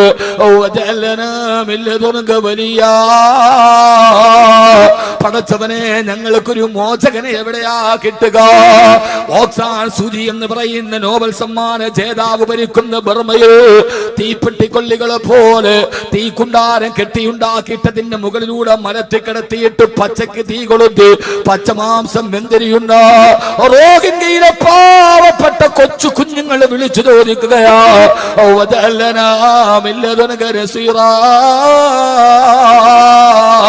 പടച്ചവനെ സലാഹുദ്ദീൻ അയ്യൂബിയെ പോലെ, ഇമാമുദ്ദീൻ സഞ്ജിയെ പോലെ, നൂറുദ്ദീൻ സംഗിയെ പോലെ, ഉമർ മുഖ്താറിനെ പോലെ ഞങ്ങൾക്കൊരു സഹായിയെ തരണേ അല്ലാ. ഈ നിലവിളി കേട്ടപ്പോ GCCയിലെ ഖത്തർ എന്ന് പറയുന്ന അറേബ്യൻ രാഷ്ട്രത്തിന്റെ അധികാരത്തിന്റെ പ്രിയപ്പെട്ട ഖലീഫ ഖത്തറിന്റെ ദേശീയ ആഘോഷത്തിൽ ഇന്ന് ആഘോഷം വേണ്ട എന്ന് പ്രഖ്യാപിക്കുമ്പോ GCC രാജ്യത്തിലെ പ്രമുഖമായ ഖത്തറിന്റെ ഖലീഫ ഷെയ്ഖ് ഖലീഫ അദ്ദേഹം ദേശീയ ആഘോഷത്തിന്റെ നിറപ്പകട്ടുകൾ വേണ്ടെന്ന് വെക്കുകയാ. സിറിയക്കാരോട് ഐക്യദാർഢ്യം പ്രഖ്യാപിച്ചു. പക്ഷേ എന്റെ പ്രിയപ്പെട്ട കാസർഗോഡ് ചെറുപ്പക്കാരാ, നിങ്ങളുടെ നബിദിനാഘോഷത്തിന്റെ ചിത്രങ്ങൾ ഫേസ്ബുക്കിൽ പലപ്പോഴും ഈ വിനീതം കണ്ടതാണ്. ബർമയിലെ മുസ്ലിമീങ്ങള് പൊട്ടിക്കരയുമ്പോ, അലപ്പോവില് പാവപ്പെട്ടവരെ മാനഭംഗം ചെയ്യുമ്പോ, നമ്മുടെ സഹോദരങ്ങളുടെ കണ്ണുനീര് തടം തല്ലിയാ തുടങ്ങുമ്പോ, ഇന്നലെ നിങ്ങൾ കണ്ടോ, നിങ്ങൾ ലക്ഷങ്ങളും ആയിരങ്ങളും വാരിയെറിഞ്ഞിട്ട് വലിയ ആഡംബര വാഹനങ്ങൾ നിരത്തിലിട്ടിട്ട് നിങ്ങൾ റാലി നടത്തിയില്ലേ? നിങ്ങൾ അറിഞ്ഞോ മുസ്ലിമേ, ഇന്നലെ ഇറാനിലെ ടെഹ്റാനിലെ 50ഓളം പുരുഷന്മാര് സ്ത്രീകളെ കിടപ്പാടമില്ലാതെ അവിടുത്തെ ഖബർസ്ഥാനിലെ പഴയ ഖബറുകളിലാ കിടന്നിറങ്ങുക. ഇത് പ്രാചീന കാലത്തിന്റെ കഥയല്ല. ഇറാനിലെ ടെഹ്റാനിലെ കിടപ്പാടമില്ലാതെ കുടിച്ച പഴയ ഖബറുകളിൽ പാവപ്പെട്ടവരെ കിടന്നിറങ്ങുമ്പോ എങ്ങനെയാ മുസ്ലിമേ ഇതൊക്കെ മാറ്റാൻ കഴിയുക? എങ്ങനെയാണ് നമുക്ക് ആഹ്ലാദ തിമിർപ്പ് കഴിയുക? ഈ അനാചാരങ്ങൾ എങ്ങനെയാ നമ്മുടെ ഹൃദയത്തിലേക്ക് കടന്നു വരിക? അല്ലാഹുവേ, അല്ലാഹുവേ, നാളെ പരലോകത്തിന്റെ വിചാരണ നാളിലെ നിങ്ങൾ ഭയക്കാത്തതെന്താ? ഹിസാബിന് നിങ്ങൾ ഭയക്കാത്തതെന്താ? സിറാത്തിന് നിങ്ങൾ ഭയക്കാത്തതെന്താ? അതുകൊണ്ട് ചെയ്തു പോകുന്ന തെറ്റുകളെ കുറിച്ചുള്ള ബോധമുണ്ടാവണേ. അത് ലോകത്തോട് എടുത്തു പറഞ്ഞിട്ട് ഇനിയില്ല, ഇനിയില്ല. യാ അയ്യുഹല്ലദീന ആമനൂ തൂബൂ ഇലല്ലാഹി തൗബതൻ നസൂഹാ. ഇതൊന്നും വിനീതൻ ഒരു വിമർശനാത്മകമായിട്ട് പറയുന്നതല്ല. ഇനിയെങ്കിലും ഇതിൽ നിന്ന് മാറി നിൽക്കണേ. അല്ലാഹുവിന്റെ റസൂലിന്റെ ജന്മദിനത്തെ വികരമാക്കരുത്. ഹബീബായ നബി തങ്ങളുടെ ജന്മദിനാഘോഷത്തെ വികൃതമാക്കരുത്. എന്നിട്ട് ചെയ്തതെല്ലാം പടച്ച റബ്ബിനോട് ഏറ്റു പറഞ്ഞ് തൂബൂ ഇലല്ലാഹി തൗബതൻ നസൂഹാ. അല്ലാഹുവിന്റെ അടുക്കലേക്ക് ആത്മാർത്ഥമായി പശ്ചാത്തപിച്ചു മടങ്ങണേ. ഹബീബായ നബി മുഹമ്മദ് മുസ്തഫ സല്ലല്ലാഹു അലൈഹി വസല്ലമയുടെ ചാരത്തേക്ക് വന്ന് മായിസ് റളിയല്ലാഹു അൻഹു പറഞ്ഞു, നബിയേ ഖദ് സനൈതു യാ റസൂലല്ലാഹ്, ഞാൻ വ്യഭിചരിച്ചു നബിയേ, ഫർജിനി യാ റസൂലല്ലാഹ്, എന്നെ കല്ലെറിഞ്ഞു കൊല്ലു നബിയേ. ബോധമുണ്ടാവണം ആദ്യം ഈ ചെയ്യുന്നത് തെറ്റാണ്. പറയാതിരിക്കാൻ തരയില്ല. ഇതിപ്പോ ആരേലും പറയണ്ടേ? ഇപ്പൊ ഞാനിത് പറഞ്ഞതിന്റെ പേരിൽ എന്നെ ക്രൂശിക്കണമെങ്കിൽ അൽഹംദുലില്ലാ, ധാരയിലും പറയണമല്ലോ, പറയണ്ടേ. രാജാവ് നഗ്നനാണ് എന്ന് പറഞ്ഞ കൊച്ചുകുട്ടിയുടെ ഒരു ആർജവെങ്കിലും വേണ്ടേ? അത് ഞാനങ്ങ് തുറന്നു പറയണം. ഒരു കാര്യം ഉറപ്പ്, ഈ നബിദിനാഘോഷവുമായി ബന്ധപ്പെട്ട് കാസർഗോഡ് ജില്ലയിൽ നിന്ന് വരുന്ന ചിത്രങ്ങൾ ഇസ്ലാമിന് അത്ര ഭൂഷണമല്ല. ഉറപ്പ്. നിങ്ങൾ പിണങ്ങുവോ, കല്ലെറിയോ, അത് പറയോ, ഇത് പറയോ, നെവർ മൈൻഡ്. നിങ്ങൾക്ക് ആർക്കെങ്കിലും വിഷമമുണ്ടോ ഞാൻ ഇത് പറയുന്നതിൽ? ഉണ്ടോ? ഞാനിത് പറയുന്ന നിങ്ങൾക്ക് എന്തെങ്കിലും വിഷമമുണ്ടോ? അങ്ങനെ വിഷമമുണ്ടെങ്കിൽ എനിക്കൊരു ചുക്കുമില്ല എന്ന് പറയാനാണ് ചോദിച്ചത്, അല്ലാതെ എനിക്ക് പേടിയുണ്ടല്ലോ. അങ്ങനെ എന്തെങ്കിലും ഒരു വിഷമം ഉണ്ടെങ്കിൽ, അങ്ങനെ വിഷമം ഉണ്ടാവാനാണ് ഞാൻ പറഞ്ഞത്. അള്ളാഹു നമ്മളെ കാക്കട്ടെ. നിങ്ങൾക്ക് ഇസ്ലാമിനോടുള്ള ആവേശം കൂടുതലാണ്, പക്ഷെ ആവേശം ശരിയായ പാതയിലൂടെ പോകും. കാസർഗോഡ് യുവാക്കൾക്ക് ഇസ്ലാമിനോടുള്ള ആവേശം കൂടുതലാണ്, പക്ഷെ ആവേശം ശരിയായ പാതയിലൂടെ കൊണ്ടുപോകണം. അള്ളാഹു നമുക്ക് തൗഫീക്ക് നൽകി അനുഗ്രഹിക്കുമാറാകട്ടെ. അള്ളാഹു നമുക്ക് തൗഫീക്ക് നൽകി അനുഗ്രഹിക്കട്ടെ. അനീതി കണ്ടാൽ നമുക്ക് പ്രതികരിക്കാം. അനീതി കണ്ടാൽ നമുക്ക് ശരീഅത്ത് സമ്മേളനത്തില് റാലി നടത്തിയ സമസ്തയുടെ നേതാക്കൾക്കെതിരെ കേസെടുത്തു. പക്ഷേ പരസ്യമായിട്ട് ആയുധ പരിശീലനം നടത്തുന്ന സംഘടനക്കെതിരെ കേസെടുക്കാൻ കഴിയുന്നില്ല. ഇവിടെയാണ് പ്രശ്നം. അപ്പൊ നമുക്കതിന് ചോദ്യം ചെയ്യാം. പരസ്യമായിട്ട് ആയുധ പരിശീലനം നടത്തുന്നവരോട് അരുത എന്ന് പറയാൻ ഭരണാധികാരികൾക്ക് കഴിയുന്നില്ല. റാലിയിൽ പങ്കെടുത്ത ആരോ കുറെ ചെറുപ്പക്കാർ ഏതോ ഒരു മുദ്രാവാക്യം വിളിക്കാൻ കേസ് ഉറപ്പാണ്. ഇപ്പൊ പല സമയത്തും ദേവാലയങ്ങളുടെ മുമ്പിൽ തന്നെ ആയുധ പരിശീലനം നടത്തുന്നു എന്ന് വാർത്ത വരുന്നു. അവരവരുടെ തന്നെ ചാനലുകളെ വെടിവിടുന്നു. ആരും നടപടിയെടുക്കുന്നില്ല. നിങ്ങളൊന്ന് ആലോചിച്ച് നോക്കിന്, ആയുധ പരിശീലനം നടന്നത് മലപ്പുറം ജില്ലയിൽ നടന്നതൊരു പള്ളിയുടെ മുറ്റത്ത്, നേതൃത്വം നൽകിയത് ഒരു മുസ്ലിയാര്. എന്തായിരിക്കും കഥ? അങ്ങനെയാ നടന്നെങ്കിൽ എന്തായിരിക്കും കഥ? അപ്പൊ നമുക്ക് 10, 3, 13, അവർക്ക് 10, 3, 11. അത് നടക്കൂല. അതൊരു ലോകത്തിന്റെ നീതിയല്ല. നീതി എപ്പോഴും സ്ഥാപിക്കപ്പെടണം. അങ്ങനെ മാന്യമായ രീതിയിൽ മാന്യമായ ഭാഷയിൽ നമുക്ക് പറയാം. അല്ലാത്തതിൽ മാന്യത വിടുന്ന ഭാഷ നമുക്ക് ഭൂഷണമല്ല. അള്ളാഹു നമുക്ക് തെറ്റുകളെ തിരുത്താനുള്ള ബോധം നൽകട്ടെ. ആമീൻ മനുഷ്യന്മാരെ, അള്ളാഹു നമുക്ക് തെറ്റുകളെ തിരുത്താനുള്ള ബോധം നൽകി അനുഗ്രഹിക്കട്ടെ. ആ തെറ്റ് തിരുത്തി നമ്മൾ മുമ്പോട്ട് പോകണം. മായിസ് റളിയല്ലാഹു തആല തെറ്റ് ചെയ്തു, പക്ഷെ ചെയ്തത് തെറ്റാന്ന് ബോധം ഉണ്ടായി. അതാണ് ഏറ്റവും പ്രശ്നം. ഞാൻ ചെയ്തു പോയി അള്ളാഹുവേ. സ്വാഭാവികമായി സാഹചര്യം കൊണ്ട് സമ്മതിച്ചു പോയി. മായിസേ, നീ വ്യഭിചരിച്ചിട്ടില്ല. വ്യഭിചരിച്ചു നബിയെ. അള്ളാഹുവിന്റെ റസൂൽ തിരിച്ചുവിടാൻ വേണ്ടി ശ്രമിച്ചു. നീ ചെയ്തിട്ടില്ല.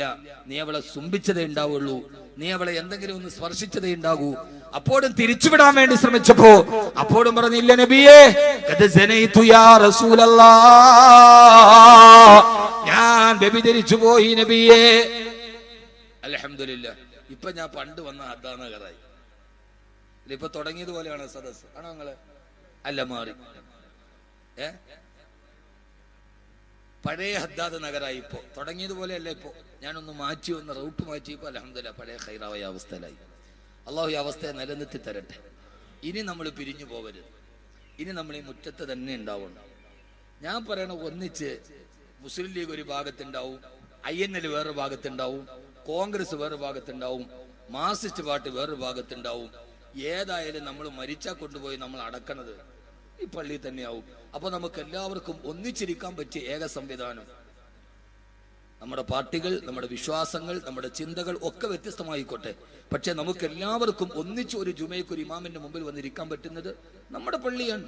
അപ്പോൾ നമുക്ക് ഏത് കാര്യത്തിലും ഒന്നിച്ചിരിക്കാൻ പറ്റുന്ന ലോകത്തിന്റെ ഏറ്റവും പ്രധാനപ്പെട്ട സംവിധാനം നമ്മുടെ ജമാഅത്ത് തന്നെയാണ്. അതിന്റെ കീഴിൽ നിങ്ങൾ ഒന്നിക്കാൻ തയ്യാറായാൽ ഇൻഷാ അല്ലാഹ് ഈ നാട്ടിൽ ഇനിയൊരു വലിയ വിപ്ലവം ഉണ്ടാവും. അള്ളാഹു തൗഫീക്ക് നൽകി അനുഗ്രഹിക്കട്ടെ. എനിക്ക് പറയാനുള്ള ഒരു ചെറിയ സജഷൻ എന്താണെന്നറിയോ? ഇനി എല്ലാ പരിപാടികളും കുറച്ചു നാളത്തേക്ക് ജമാഅത്ത് ഒന്നിച്ചങ്ങ് നടത്തും. ഈ ഓരോരുത്തരായിട്ട് അപ്പുറം ഇപ്പുറമൊക്കെ പോകുമ്പോഴാണ് പിന്നെയും ഒരു ചെറിയ അകൽച്ച. കുറച്ചു നാളത്തേക്ക് നമ്മുടെ മനസ്സൊക്കെ ഒന്ന് ഇണങ്ങി വരണവരെ എല്ലാവരും ഒന്നിച്ച് ജമാഅത്തിന്റെ കീഴിൽ നിൽക്കി. എന്താ കഴിയൂലേ? എന്താ സൈഡ് ബെഞ്ച്? റിസർവേഷൻ ബെഞ്ചിൽ ഒരു അനുകൂല മെയിൻ പ്ലേയേഴ്സും പറഞ്ഞു, കാണികളും പറഞ്ഞു. പക്ഷെ സൈഡ് ബെഞ്ചിൽ ഒരു ഉറക്കെ പറ, മാഷാ അല്ലാഹ്, അല്ലാഹുവിനെ ആക്കട്ടെ. പണ്ട് മുതലേ ഞാൻ കൂട്ടി യോജിപ്പിക്കുന്ന ആളാണ്. അവിടെ എനിക്കുണ്ടായ വിഷമങ്ങൾ ഒന്നും ഒരു പ്രശ്നമല്ല.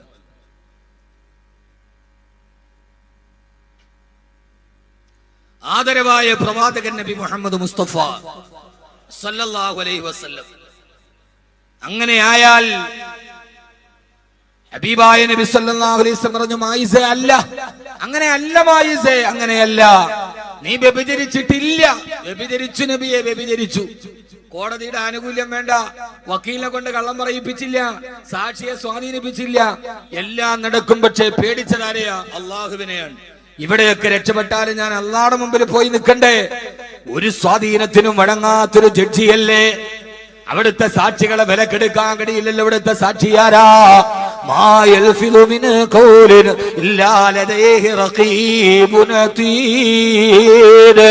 ആ റഖീബിനെയും അതീദിനെയും എനിക്ക് സ്വാധീനിക്കാൻ കഴിയില്ലല്ലോ. എന്റെ ഇടത്തെ ചുമലിലും വലത്തെ ചുമലിലും ഇരുന്ന എന്നെ റഖീബിനെയും അതീദിനെയും എനിക്ക് സ്വാധീനിക്കാൻ കഴിയില്ലല്ലോ. ഇവിടെയാണ് മാനസാന്തരത്തിന്റെ ജീവിത വിശുദ്ധിയുടെ പുതിയ പാഠങ്ങൾ തുന്നിച്ചേർക്കാൻ ലോക ചരിത്രത്തിന് മാതൃകയായി വന്നത് മാനായ മായിസ് റളിയല്ലാഹു അൻഹു. ഹബീബായ നബി തങ്ങൾ ആ വിശാലമായ മണൽപ്പരപ്പിലേക്ക് മായിസ് റളിയല്ലാഹു തആലാവിനെ ഇറക്കി നിർത്തി. സഹാബത്ത് കല്ലുകൾ എറിയാൻ തുടങ്ങി. ഇന്നും മസ്ജിദുൻ നബവിയുടെ വലതുഭാഗത്ത് മരുഭൂമി ഇപ്പോഴും നിങ്ങൾക്ക് കാണാം. അവിടുത്തെ മണൽപ്പരപ്പുകൾക്ക് പറയാൻ രക്തത്തിന്റെ കലയുള്ള, രക്തത്തിന്റെ മണമുള്ള ഒരു കഥയുണ്ട്. മായിസ് റളിയല്ലാഹു അൻഹുവിന്റെ ശരീരത്തിലേക്ക് നാല് ഭാഗത്ത് നിന്ന് അനുയായികളുടെ കയ്യിൽ നിന്ന് കൂർത്തുമൂത്ത കരിങ്കല്ലുകൾ മായിസ് റളിയല്ലാഹു അൻഹുവിന്റെ ശരീരത്തിലേക്ക് പാഞ്ഞു വരികയാ. ആ കരിങ്കല്ലുകൾ തന്റെ ശരീരത്തിലേക്ക് പതിക്കുമ്പോ മാംസം പൊട്ടി രക്തം ഇങ്ങനെ തടം തല്ലിയാത്തൊടുകയാണ്. ഇതൊക്കെ ചോദിച്ചു വാങ്ങിച്ചതല്ലേ? ആ ശരീരത്തിലേക്ക് കല്ലുകൾ വന്ന് പതിച്ച് ശരീരത്തിന് മുറിവേൽക്കുമ്പോ മഹാനായ മായിസ് ബിൻ മാലിക് റളിയല്ലാഹു തആല അൻഹു ആ സമയത്ത് അല്ലാഹുവിന്റെ റസൂൽ മസ്ജിദുൻ നബവിയിൽ നിന്ന് നോക്കുമ്പോ മഹാനായ ഖാലിദ് റളിയല്ലാഹു തആല ഒരു കല്ലെടുത്തു മായിസ് റളിയല്ലാഹു അൻഹുവിനെ ലക്ഷ്യമാക്കി ആഞ്ഞെറിയവേ ആ കല്ല് നെറ്റിത്തടത്തിൽ പോയി കൊണ്ട് നെറ്റിത്തടം ചിതറിത്തെറിച്ച് രക്തം നേരെ എറിഞ്ഞ ഖാലിദ് റളിയല്ലാഹു അൻഹുവിന്റെ മുഖത്തേക്ക് തെറിച്ചു. ആ ചൂട് രക്തം തന്നെ മുഖത്തേക്ക് തെറിച്ചപ്പോ ഖാലിദ് റളിയല്ലാഹു തആല കൈയുടെ പുറകുഭാഗം കൊണ്ട് ഛേ എന്ന് പറഞ്ഞിട്ടങ്ങ് തുടച്ചു മാറ്റി. ഹബീബായ നബി സല്ലല്ലാഹു അലൈഹി വസല്ലം ഇത് കണ്ടുകൊണ്ടിരിക്കുകയാ. അല്ലാഹുവിന്റെ റസൂലിന്റെ മനസ്സ് വേദനിച്ചു. അവസാന കല്ലുകൾ തന്റെ ശരീരത്തിലേക്ക് തുടരെ തുടരെ പാഞ്ഞു വന്ന് ശരീരത്തിന്റെ ഭാഗങ്ങളിലൂടെ രക്തം തടം തല്ലിയാത്തൊടുകി മായിസ് റളിയല്ലാഹു തആല കുഴഞ്ഞു കുടഞ്ഞ് മരുഭൂമിയിലേക്ക് വീടുകയാ. എന്നെ കേൾക്കുന്ന എന്റെ പ്രിയപ്പെട്ട സഹോദരാ, തെറ്റ് ചെയ്തു പോയെങ്കിലും അള്ളാഹുവിന്റെ നരകത്തിൽ പോയി നിൽക്കുന്ന ബുദ്ധിമുട്ടോട്ടുണ്ട്. മായിസ് റളിയല്ലാഹു തആല ചോദിച്ചു വാങ്ങിച്ചതല്ലേ? ആ മരുഭൂമിയിൽ രക്തത്തിൽ കുളിച്ചു കിടക്കുമ്പോ ഹബീബായ നബി സല്ലല്ലാഹു അലൈഹി വസല്ലം ഓടിച്ചെന്ന് മായിസ് റളിയല്ലാഹു തആല എന്നെ മടിയിലേക്ക് എടുത്തു വെച്ചു. പറയാതെ തുണ്ടുകളോടെ മായിസ് റളിയല്ലാഹു അൻഹുവിനോട് അല്ലാഹുവിന്റെ റസൂൽ ചോദിച്ചു, അത്രേ മായിസേ, എന്താണ് മായിസേ? യാ റസൂലല്ലാഹ്, ഞാൻ എന്റെ ജീവിതത്തിൽ ഇത്രയേറെ നന്മകൾ ചെയ്തിട്ടും അങ്ങയുടെ ചാരത്ത് നിന്ന് നിസ്കരിച്ചിട്ടും മസ്ജിദുൻ നബവിയിൽ സ്ഥിരമായി വന്നിരുന്നിട്ടും അറിയാതെ പിശാചെന്നെ ചതിച്ചിട്ട് ഞാനൊരു തെറ്റുപോയി നബിയേ. ആ തെറ്റ് ഞാൻ അങ്ങയുടെ മുമ്പിൽ ഏറ്റുപറഞ്ഞ് അല്ലാഹു പറഞ്ഞ ശിക്ഷ ഞാൻ ഏറ്റുവാങ്ങിച്ചു. യാ റസൂലല്ലാഹ്, ഇതാ മായിസിന്റെ റൂഹ് വിട പറയാൻ പോവുകയാ. മായിസ് ഈ ലോകത്ത് നിന്ന് തിരിച്ചു പോകാൻ പോവുകയാ. അല്ലാഹുവിന്റെ മുമ്പിൽ നാളെ മായിസ് പോകുമ്പോ ഇതേ തെറ്റിന്റെ പേരിൽ അല്ലാഹുവിന്റെ അടുക്കൽ നിന്ന് ഞാൻ ശിക്ഷ മേടിക്കണോ നബിയേ? അതല്ല, ഈ ഏറുകൊണ്ട് എന്റെ ശരീരം ശരീരം ഇങ്ങനെ വേദനിക്കുമ്പോ ഞാൻ ചെയ്തു പോയ തെറ്റിന്റെ പ്രായശ്ചിത്തം ഇതുകൊണ്ട് മതിയാകുമോ യാ റസൂലല്ലാഹ്? അപ്പോഴാണ് ഹബീബായ നബി തങ്ങൾ പറഞ്ഞത്, മായിസേ മായിസേ ഇന്ന ഉമ്മത്തി ഹാദിഹി ഉമ്മത്തും മർഹൂമാ ലാ യുഅദ്ദിബുഹുമുല്ലാഹു ബിഅദാബൈ. എന്റെ സമൂഹത്തിനോട് അല്ലാഹു വലിയ കരുണ ചെയ്തിട്ടുണ്ട്. ഒരേ തെറ്റിന്റെ പേരിൽ 2 പ്രാവശ്യം അവരെ ശിക്ഷിക്കപ്പെടുകയില്ലെന്ന് റൂഹി ഫിദാ നബി മുഹമ്മദ് മുസ്തഫ. 2 പ്രാവശ്യം ശിക്ഷയില്ല. ചെറുപ്പക്കാരികളെ, തെറ്റ് ചെയ്യാത്തവരാരുമില്ല. പക്ഷേ ചെയ്തു പോയ തെറ്റ് ഇവിടെ വെച്ച് പരിഹരിക്കപ്പെടുന്നതാണോ? അതല്ല പടച്ചിറപ്പിന്റെ നരകത്തിൽ പോകുമ്പോ ആ നരകത്തെ ഏറ്റുവാങ്ങുന്നതാണോ ബുദ്ധി എന്ന് കരുത്. തൂബൂ ഇലല്ലാഹി തൗബതൻ നസുഹാ. അല്ലാഹുവിനോട് ആത്മാർത്ഥമായിട്ട് നിങ്ങൾ പശ്ചാത്തപിച്ചു മടങ്ങണേ. അല്ലാഹുവിനോട് ആത്മാർത്ഥമായിട്ട് പശ്ചാത്തപിച്ചു മടങ്ങണേ.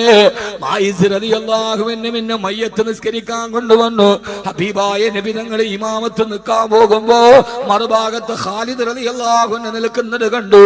തന്റെ മായിസിനെ നെറ്റിത്തടത്തിലേക്ക് കല്ലെറിഞ്ഞിട്ട് ചിതറിത്തെറിച്ച ചോര മുഖത്ത് പറ്റിയപ്പോ അത് ഈർഷ്യതയോടെ ഛേ എന്ന് പറഞ്ഞ് തുടച്ചു കളഞ്ഞ ഖാലിദിനെ മയ്യത്ത് നിസ്കരിക്കാൻ കൈകെട്ടുമ്പോ അല്ലാഹുവിന്റെ റസൂൽ വിളിച്ചു, ഖാലിദേ എന്തേ നബിയെ? മയ്യത്ത് നിസ്കരിക്കാൻ സഹാബത്തുകൾ അണിയണിയായി നിൽക്കുമ്പോ ഹബീബായ നബി തങ്ങൾ വിളിച്ചു, ഖാലിദേ ലബ്ബൈക വസഅദൈക യാ റസൂലല്ലാഹ്. എന്തേ നബിയെ? ഖാലിദേ ഇവിടേക്ക് വാ. ഖാലിദേ കച്ചാത്തപിച്ചിട്ട് കല്ലേറുകൊണ്ട് ശരീരം ഛിന്ന ഭിന്നമായി ഷഹീദായി കിടക്കുന്ന മായിസ് റളിയല്ലാഹുവിനെ മയ്യത്തിലേക്ക് ചൂണ്ടിയിട്ട് അല്ലാഹുവിന്റെ റസൂൽ പറഞ്ഞ, ഖാലിദേ നിനക്കറിയോ എന്റെ ഖാലിദിന്റെ എന്റെ മായിസിന്റെ ശരീരത്തിൽ നിന്ന് രക്തം പുരണ്ടപ്പോ നീ ഈർഷ്യതയോടെ തുടച്ചല്ലോ ഖാലിദേ. എന്റെ ഖാലിദേ നിനക്കറിയോ ലക്കത്താപമായിസു ലക്കത്താപമായിസു ലക്കത്താപമായിസു.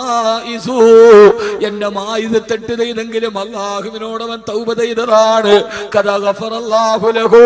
അല്ലാഹു എന്നെ മായിസിനെ ചെയ്ത തെറ്റ് പുറത്തു കൊടുത്തു ഖാലിദേ. ഇപ്പൊ എന്റെ മായിസിന്റെ അവസ്ഥ നിനക്കറിയോ? അവൻ ചെയ്ത തൗബയുടെ പ്രതിഫലം അല്ലാഹു ഈ മക്കയിലെ 70 അവിശ്വാസികൾക്ക് വീതിച്ചു കൊടുത്താൽ ആ തൗബയുടെ പ്രതിഫലം കൊണ്ട് 70 അവിശ്വാസികൾ സ്വർഗത്തിലെത്തും ഈ ഖാലിദേ എന്ന് പറഞ്ഞു കൊടുത്തു ഹബീബായ നബി മുഹമ്മദ് മുസ്തഫ. ഹബീബായ നബി മുഹമ്മദ് മുസ്തഫ സല്ലല്ലാഹു അലൈഹി വസല്ലമ. അതുകൊണ്ട് സഹോദരങ്ങളെ, സഹോദരിമാരെ, ജീവിതത്തിൽ നാം ചെയ്തു പോയ തെറ്റുകളുടെ ആഴത്തെക്കുറിച്ച് ബോധമുണ്ടാവുക. എന്നിട്ട് പടച്ചറപ്പിനോട് അത് തിരിച്ചു പറയുക. അങ്ങനെ നമ്മുടെ ജീവിതത്തിന് വിശുദ്ധി ഉണ്ടാവുക. നമ്മുടെ ജീവിതത്തിലുണ്ടായ എല്ലാ കറകളും അല്ലാഹുവിന്റെ മുമ്പിൽ കഴുകി വൃത്തിയാക്കുക. അല്ലാഹു നമുക്ക് തൗഫീഖ് നൽകി അനുഗ്രഹിക്കുമാറാകട്ടെ. അല്ലാഹു തൗഫീഖ് നൽകി അനുഗ്രഹിക്കുമാറാകട്ടെ. ഹബീബായ നബി തങ്ങൾ പറഞ്ഞൊരു മനുഷ്യൻ ഒരു തെറ്റ് ചെയ്യുമ്പോൾ അവന്റെ ഹൃദയത്തിൽ ഒരു കറുത്ത പുള്ളി വീഴും. അങ്ങനെ തെറ്റ് ചെയ്ത് അവന്റെ ശരീരം മുഴുവന് കറുത്ത കളറായി മാറും. ആ അവസ്ഥക്കാണ് റാൻ എന്ന് പറയുക. കല്ലാ ബൽ റാന അലാ ഖുലൂബിഹിം മാ കാനൂ യക്സിബൂൻ. കല്ലാ ബൽ റാന അലാ ഖുലൂബിഹിം മാ കാനൂ യക്സിബൂൻ.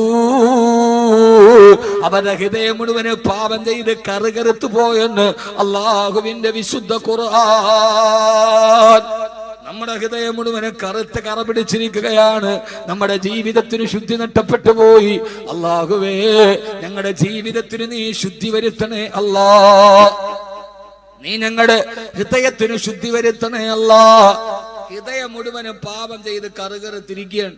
അങ്ങനെ കറുത്തിരുന്നാൽ പിന്നെ വാള് പറഞ്ഞാൽ മനസ്സിലാവൂല. പിന്നെ ചരിത്രം കേട്ട അപ്പക്കരയും. പക്ഷെ പിന്നെ അങ്ങോട്ട് തന്നെ പോകും. അതുകൊണ്ട് നമ്മുടെ പാപങ്ങളെ കുറിച്ച് ബോധമുണ്ടാവണം. ഞാൻ ചെയ്യുന്നത് തെറ്റാണ് എന്ന ബോധമുണ്ടാവണം. അല്ലാഹു ബോധം തരട്ടെ. രണ്ടാമത്തെ കാര്യം, എന്താണ് പാപം എന്ന് നിർവചിക്കണം. ഏതൊക്കെയാ പാപം? പാപങ്ങൾ ഏതൊക്കെയാ? ഞാൻ നേരത്തെ പറഞ്ഞല്ലോ, കള്ളു കുടിച്ചോ മാത്രമല്ല തൗബ ചെയ്യേണ്ടത്. ഒരു കാര്യം ഞാൻ ഉറപ്പിച്ചു പറഞ്ഞേക്കാം, ഏതെങ്കിലും പാപങ്ങൾ പൊറുക്കപ്പെടാതെ ജീവിതത്തിൽ കിടന്നാൽ കെലിമ പറഞ്ഞല്ലി മരിക്കാൻ പറ്റൂ. ഉറപ്പാണത്. ഏതെങ്കിലും ഒരു പാപം പൊറുക്കപ്പെടാതെ കിടന്നാൽ എന്തിനാ ഉസ്താദെ മരിക്കണതിന് മുമ്പ് തൗബ ചെയ്യണത്, ശുദ്ധി ഉണ്ടാവണത്? ശുദ്ധി ഇല്ല എങ്കിൽ രണ്ടപകടമുണ്ട്. എത്ര അപകടം? രണ്ടപകടം. ഒരപകടം ദുനിയാവിലാണ്, ഒരപകടം ആഖിറത്തിലേക്ക്. ആഖിറത്തിലെ അപകടം അവസാനം മരിക്കുന്ന സമയത്ത് കെലിമ പറയാൻ പറ്റൂല, ലാ ഇലാഹ ഇല്ലല്ലാഹ് എന്ന് പറഞ്ഞിട്ട് മരിക്കൂല, ഉറപ്പ്. ഇനി ദുനിയാവിലെ അപകടം, ഏത് കച്ചവടം ചെയ്താലും രക്ഷപ്പെടൂല. ഏത് കച്ചവടം ചെയ്താലും രക്ഷപ്പെടൂല, കടം കൂടി വരികയുള്ളൂ. സമൂഹത്തിൽ തന്നെ പ്രശ്നങ്ങൾ ഉണ്ടാവും, മഴയുണ്ടാവില്ല, നാട്ടിൽ മഴയുണ്ടാവില്ല. കഴിഞ്ഞ 100 വർഷത്തിന്റെ ഇടയിലെ ഏറ്റവും വലിയ വരൾച്ചയിലേക്കാണ് കേരളം നീങ്ങുന്നത്. കഴിഞ്ഞ 100 വർഷത്തിന്റെ ഇടയിൽ ഇത്രയും വലിയ വരൾച്ച കേരളത്തിൽ ഉണ്ടായിട്ടില്ല. വെള്ളം കിട്ടൂല. എന്താ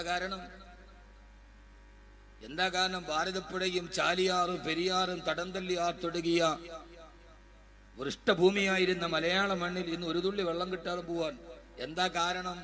ജയലളിത മുല്ലപ്പെരിയാർ അടച്ചു കെട്ടിയത് കൊണ്ടല്ല, കാവേരിയിലെ വെള്ളം കിട്ടാത്തത് കൊണ്ടുമല്ല, നമ്മുടെ കയ്യിലെടുപ്പ് ശരിയല്ലാത്തത് കൊണ്ടാണ്. നമ്മുടെ കയ്യിലെടുപ്പ് ശരിയാവാത്തത് കൊണ്ടാണ്. കേരളം കുറച്ചൊക്കെ ഭേദമായിരുന്നു, ഇപ്പൊ കേരളവും ഏറ്റവും അധപ്പതിച്ചു കഴിഞ്ഞു. അള്ളാഹു നമ്മളെ കാത്തുരക്ഷിക്കട്ടെ.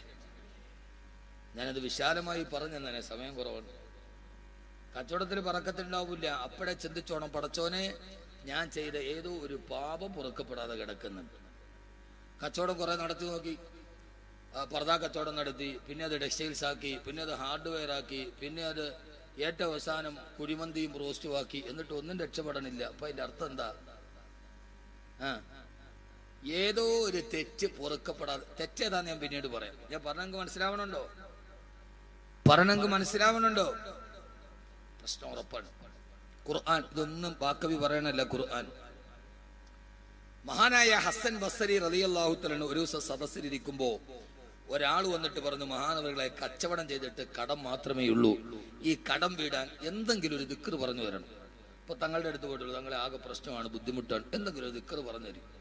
അപ്പൊ തങ്ങന്മാരൊക്കെ നമുക്കൊരു ദിക്ർ ഉസ്താദ്മാര് പറഞ്ഞു തരും. അതേപോലെ മഹാനായ ഹസൻ ബസ്രി റളിയല്ലാഹുവിന്റെ അടുക്കൽ പോയിട്ട് ഒരാൾ പറഞ്ഞു, മഹാനവറുകളെ, ജീവിതത്തിൽ വല്ലാത്ത കടമാണ്, പ്രയാസമാണ്, അത് മാറാൻ ഒരു ദിക്ർ പറഞ്ഞു തരും. മഹാനവറുകൾ പറഞ്ഞു, ഫഖുൽ അസ്തഗ്ഫിറുല്ലാഹ്, നീ ധാരാളമായിട്ട് അസ്തഗ്ഫിറുല്ലാഹൽ അദീം പറഞ്ഞോളി, ഇസ്തിഗ്ഫാർ ചൊല്ലിക്കോളിൻ, പാപങ്ങൾ പൊറുക്കുന്ന ദിക്റാണ് ഇസ്തിഗ്ഫാർ. ശിഷ്യന്മാർ ഇതൊക്കെ കണ്ടുകൊണ്ട് നിൽക്കാൻ കുറെ കഴിഞ്ഞപ്പോ വേറൊരാൾ വന്നപ്പോ അയാൾ പറഞ്ഞു, മഹാനവറുകളെ, കല്യാണം കഴിഞ്ഞിട്ട് കുട്ടികളില്ല, എന്തെങ്കിലും ഒരു ദിക്ർ പറഞ്ഞു തരീൻ. അപ്പോഴും ഹസൻ ബസ്രി റളിയല്ലാഹു തആല അൻഹു പറഞ്ഞു, ഫഖുൽ അസ്തഗ്ഫിറുല്ലാഹ്, നീ നിന്റെ വീട്ടിലിരുന്നിട്ട് ധാരാളമായിട്ട് അസ്തഗ്ഫിറുല്ലാഹൽ അദീം പറഞ്ഞോളി.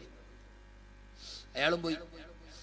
മൂന്നാമതൊരാൾ വന്നു. അയാൾ പറഞ്ഞു, മഹാനവറുകളെ, നാട്ടിൽ മഴ പെയ്യാതെ വലിയ വരൾച്ചയിലാണ്, എന്തെങ്കിലും ഒരു പൊതുവിധി പറഞ്ഞു തരീൻ. അപ്പോഴും പറഞ്ഞു, ഫഖുൽ അസ്തഗ്ഫിറുല്ലാഹ്, നീ ധാരാളമായിട്ട് ഇസ്തിഗ്ഫാർ ചൊല്ലിക്കോളി. അയാളും പോയി. അപ്പൊ ഇത് കണ്ട ശിഷ്യന്മാർ ചോദിച്ചു, ഉസ്താദെ, 3 പേര് വന്നിട്ട് 3 രോഗമാണ് പറഞ്ഞത്, കൊടുത്ത മരുന്ന് ഒറ്റ മരുന്നാണ്, ഇത് നമ്മുടെ ഗവൺമെന്റ് ആശുപത്രിയിലെ മരുന്നുമാരോ ആയിപ്പോയല്ലോ എന്ന് ചോദിച്ചു. നമ്മുടെ നാട്ടിലെ താലൂക്ക് ഗവൺമെന്റ് ആശുപത്രി പോയാൽ ഏത് രോഗം പറഞ്ഞാലും ഒരു ചുമന്ന കുപ്പിയിൽ ഒരു ചുമന്ന മരുന്നുണ്ടത് വരും, എല്ലാം കുല്ലുശിഫ. ഏത് ഗവൺമെന്റ് ആശുപത്രി പോയെങ്കിലും ഒരു ചുമന്ന മരുന്ന് കാണും. ഏത് രോഗം പറഞ്ഞാലും ഡോക്ടർ തരുന്ന മരുന്ന്. ഇത് അതുമാതിരി ആയിപ്പോയല്ലോ എന്ന് ചോദിച്ചു ശിഷ്യന്മാർ. അപ്പോഴാണ് മഹാനായ ഹസൻ ബസ്രി റളിയല്ലാഹു തആല അൻഹു പറഞ്ഞത്, ഇത് ഞാൻ പറഞ്ഞ മരുന്നല്ല, ഇത് അല്ലാഹു സുബ്ഹാനഹു വ തആല മഹാനായ നൂഹ് നബി അലൈഹി സ്വലാത്തു വസ്സലാമിന് പഠിപ്പിച്ചു കൊടുത്ത ചികിത്സയാണ്. ഇത് ഖുർആന്റെ ചികിത്സയാണ്. ഖുർആൻ പഠിക്കണം. അല്ലാഹു തൗഫീഖ് നൽകട്ടെ. فقلت استغفروا ربكم إنه كان غفارا يرسل السماء عليكم مدرارا ويمددكم بأموال وبنين ويجعل لكم جنات ويجعل لكم أنهارا. മഹാനായ നൂഹ് നബി തന്റെ ജനങ്ങളോട് പറഞ്ഞു കൊടുത്തു, ജനങ്ങളെ, ഇസ്തഗ്ഫിറൂ റബ്ബക്കും, അല്ലാഹുവിനോട് പാപമോചനത്തിനോട് ചോദിക്കണേ. ഇന്നഹു കാന ഗഫാറാ, അവൻ പാപങ്ങൾ മുഴുവനും പുറത്തു തരുന്നവനാ. നിങ്ങൾ ധാരാളമായിട്ട് ഇസ്തിഗ്ഫാർ ചൊല്ലിയാൽ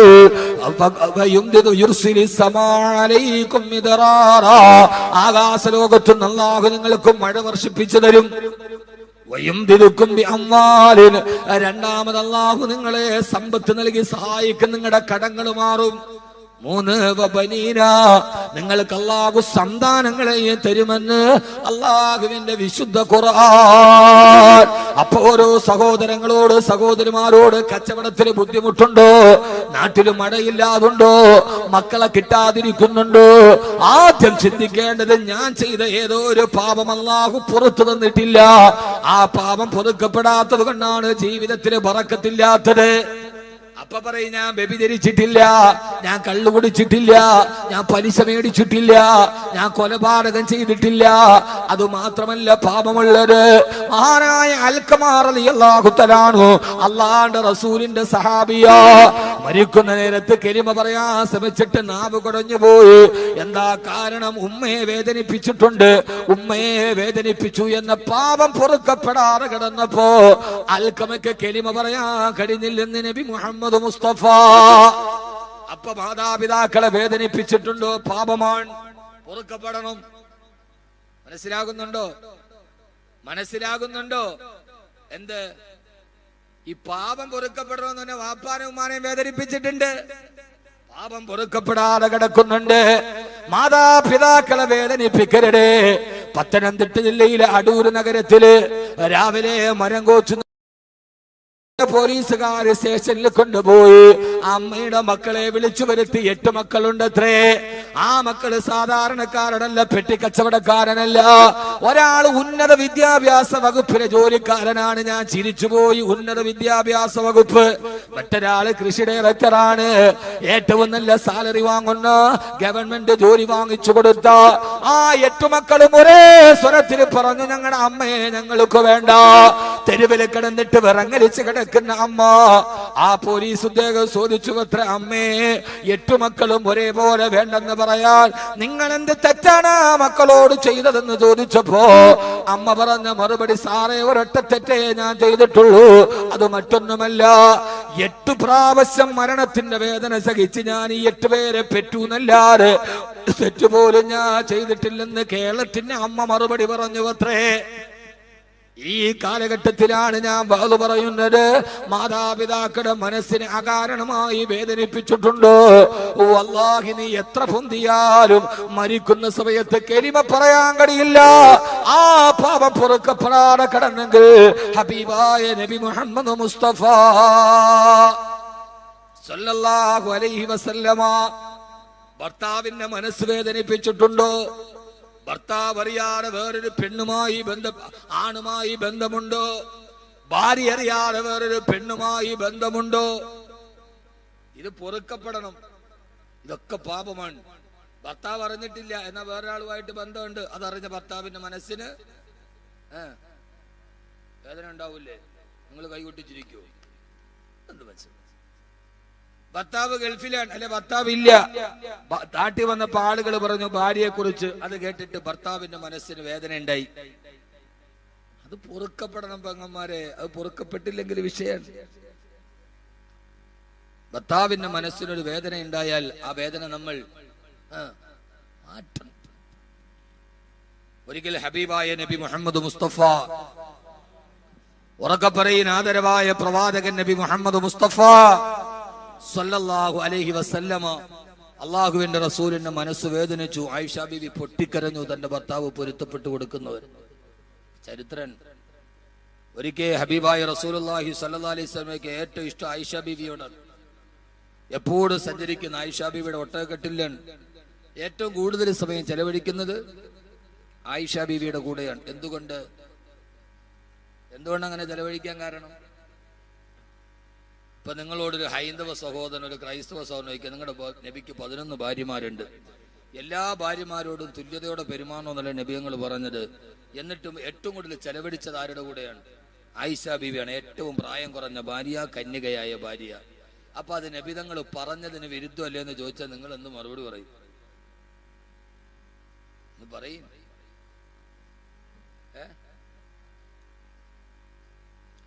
ആ പഠിപ്പിച്ചതിന് വിരുദ്ധമല്ലേ എന്ന് പറഞ്ഞാൽ നിങ്ങൾ എന്ത് മറുപടി പറയും? ഒരാൾക്ക് ഈ ചോദ്യത്തിന് സാധ്യതയില്ലേ? അപ്പൊ എന്താ മറുപടി പറയാ? അങ്ങനെ മേപ്പോട്ട് നോക്കിയാൽ മതി, അപ്പൊ മറുപടി കിട്ടും. അതിനൊരു കാരണമുണ്ട്. ആ കാരണം മറ്റൊന്നുമല്ല, ആയിഷ ബീവി റളിയല്ലാഹു തആല പ്രസവിച്ചിട്ടില്ല. ബാക്കിയുള്ള ഭാര്യമാർക്ക് കഥ പറയാനും സങ്കടം വരുമ്പോൾ ആശ്വസിപ്പിക്കാനും അവരുടെ ജീവിതത്തിൽ താങ്ങായി തണലായി അവർക്ക് അവരുടെ മക്കളുണ്ട്. പക്ഷെ ആയിഷ ബീവിക്ക് മക്കളില്ല. ആശ്വസിപ്പിക്കാനും കഥ പറയാനും അല്ലാഹുവിന്റെ റസൂല് മാത്രമേ ഉള്ളൂ. ആ ഒരൊറ്റ കാരണം കൊണ്ടാണ് ഹബീബായ നബി തങ്ങൾ ആയിഷ ബീവിയുടെ കൂടെ സമയം കൂടുതൽ ചെലവഴിച്ചത്. ബാക്കിയുള്ളവർക്ക് മക്കളുണ്ട്, ആയിഷ ബീവിക്ക് മക്കളില്ല. അപ്പൊ എല്ലാത്തിനും ആരേ ഉള്ളൂ? ഞാനേ ഉള്ളൂ. അതുകൊണ്ടാണ് അവിടെ പോയത്, തമാശ പറഞ്ഞത്, മടിയിലെ തല വെച്ച് കടന്നത്, ഓട്ട മത്സരം നടന്നത്. മദീനയിൽ പോയാൽ ഒരു പള്ളി കാണാം, മസ്ജിദ് സബക്. ആ പള്ളിയുടെ പേര് മസ്ജിദ് സബക് എന്നാണ്. മത്സരം നടന്ന പള്ളി. എന്ത് മത്സരം? ISL നടന്ന എന്ത് മത്സരം? കേരള ബ്ലാസ്റ്റേഴ്സും അത്ലറ്റിക്കോടി കൊൽക്കട്ടയും തമ്മിൽ ഫൈനൽ നടന്ന സ്ഥലമല്ല. അവിടെ ഒരു പള്ളിയുണ്ട്, മസ്ജിദ് സബക്.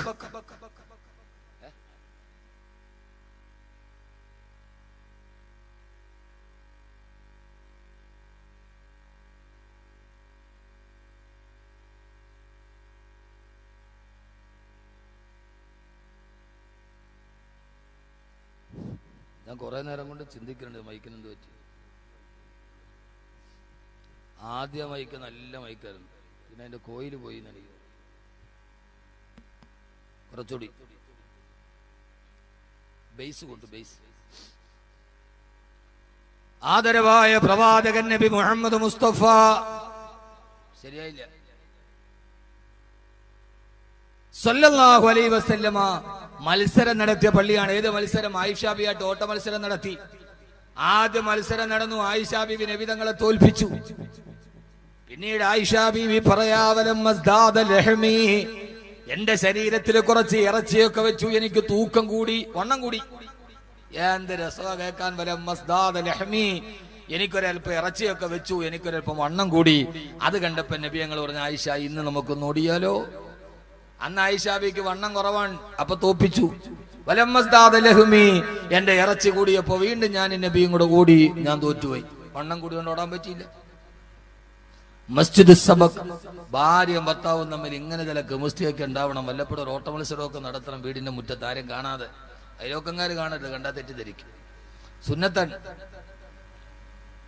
അള്ളാന്റെ റസൂൽ ആയിഷ ബീവിയുടെ മടിയിൽ തലവറച്ച് വർത്താനം പറഞ്ഞിരുന്നു, കടങ്കഥ പറഞ്ഞിരുന്നു, ചോദ്യം ചോദിച്ചിരുന്നു. ഇതൊക്കെ സുന്നത്താണ്. തൊപ്പിവെക്കൽ മാത്രമല്ല സുന്നത്ത്.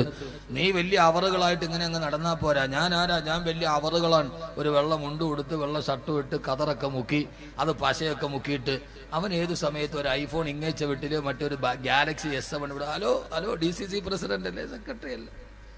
ഇത് പറയണ കേട്ടാ ഓർക്കും ഇവനെന്തോ ലോകത്തെ ഏറ്റവും വലിയ ആളാണ് എന്നും പറഞ്ഞിട്ട് അങ്ങനെ നാട്ടിൽ കൂടെ നടന്നാ പോരാ. ഭാര്യമാരുടെ അടുത്ത് പോയിരിക്കണം, സമയം കൊടുക്കണം അവർക്ക്. സന്ധ്യയാകുമ്പോ വീട്ടിൽ എത്തണം, അവരോട് സംസാരിക്കണം. അല്ല നീ വലിയ ആളായിട്ട് നടന്നാ പോരാ. മസ്താൻ എങ്ങനെ നോക്ക്, നോക്ക്. നീ അങ്ങോട്ടും ഇങ്ങോട്ടും ദുബൈ പോയി നടന്നാ പോരാ, ഭാര്യമാരുടെ അടുക്കൽ പോയിരിക്കും. ഇത് അവിടെ നിന്ന് വരുമ്പോ കുറെ ആളുകളോടെ ടാങ്കിന് ഇടോയും കൊടുത്തു വിടും. അത് ദുനിയാവ് മുഴുവൻ കൊണ്ടേ കൊടുത്തിട്ട് വരുമ്പോ തിരിച്ചു പോകാൻ സമയമാവും. അങ്ങനെയല്ല, അവരോട് കൂടെ വർത്താനം പറയണം. അള്ളാന്റെ റസൂലും മടിയിലെ തെരവെച്ച് വർത്തമാനല്ലാഹു അലൈഹി വസല്ലം. എന്റെ ഒരു അഭിപ്രായം എന്താ അറിയോ? വീടിന്റെ മുമ്പിൽ ഒരു കുറച്ച് മിറ്റം വേണം. ആ മിറ്റത്തിന്റെ സൈഡിൽ കുറച്ച് പുൽത്തകടിയൊക്കെ വേണം.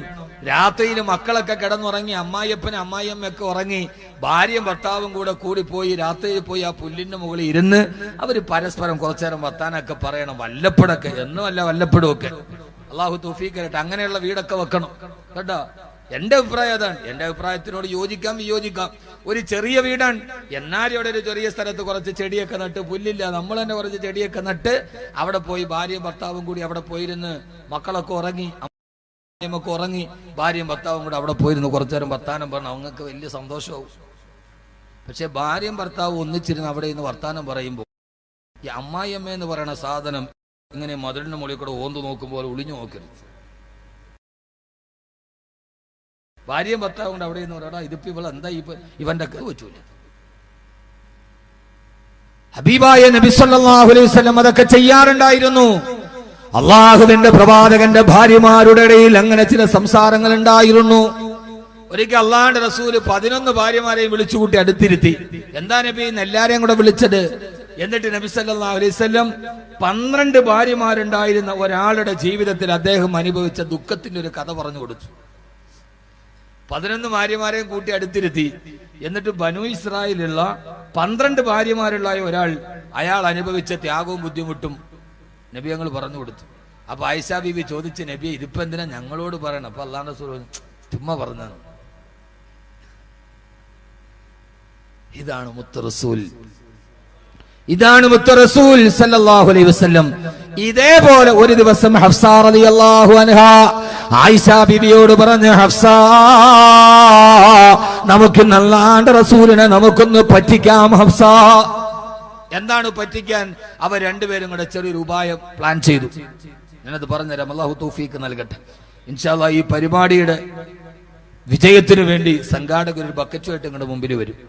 എല്ലാവരും ഒരു കാര്യമായ ഒരു സംഖ്യ പരിപാടിയൊക്കെ അനൗൺസ്മെന്റ് ചെയ്തു. നോട്ട് നിരോധനം വന്നു.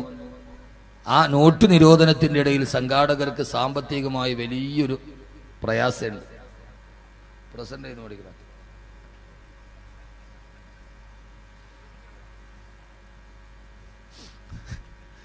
എന്നിട്ട് പ്രസിഡന്റിയുടെ ആദ്യം ബിസ്മില്ലാഹ് ഉദ്ഘാടനം ചെയ്യാം. അള്ളാഹു സ്വീകരിക്കുമാറാകട്ടെ. അപ്പോ എന്താ പറഞ്ഞേ? അള്ളാഹു സ്വീകരിക്കുമാറാകട്ടെ. എല്ലാവരും ഒരു നല്ല സദഖ അല്ലാഹുവേ നീ സ്വീകരിക്കണേ അല്ലാ. ഏതാഗ്രഹത്തോടെ ഈ സദഖ ചെയ്യുന്നുവോ അവരെ ഹലാലായ മുറാദുകളെ ഹാസിലാക്കണേ തമ്പുരാനെ. രോഗങ്ങളുണ്ടെങ്കിൽ ശിഫയാക്കണേ അല്ലാ, പ്രയാസങ്ങൾ മാറ്റണേ അല്ലാ, ബുദ്ധിമുട്ടുകൾ അവസാനിപ്പിക്കണേ അല്ലാ. ബിഹഖി സയ്യിദിനാ മുഹമ്മദിൻ വഅലിഹി വസഹ്ബിഹി അജ്മഈൻ. ബക്കറ്റ് കൊണ്ടു. ഹഫ്സ റളിയല്ലാഹു തആല പറഞ്ഞു, ആയിഷ ഇന്നത്തെ ദിവസം ആയിഷ ബിവിയുടെ നിന്റെ ഒട്ടകക്കെട്ടിൽ ഞാൻ കയറിയിരിക്കാം, എന്റെ ഒട്ടകക്കെട്ടിൽ നീ കയറിയിരിക്കുക. അപ്പൊ നബി സല്ലല്ലാഹു അലൈഹി വസല്ലം വന്നിട്ട് നിന്റെ ഒട്ടകക്കെട്ടിലാന്ന് പറഞ്ഞ് കയറുമ്പോ അവിടെ ഞാനാണ്. നബിയെ നമുക്ക് ചെറുതായിട്ടൊന്ന് പറ്റിക്കാം എന്ന് പറഞ്ഞു ഹഫ്സ റളിയല്ലാഹു അൻഹ. ഇവിടെ സഹോദരിമാര് കൂടുതലാന്ന് പറഞ്ഞുകൊണ്ട് ഞാൻ ഒന്നും പറഞ്ഞില്ലെന്നുള്ള പരാതി വേണ്ട, ശ്രദ്ധിച്ചു കേൾക്ക്.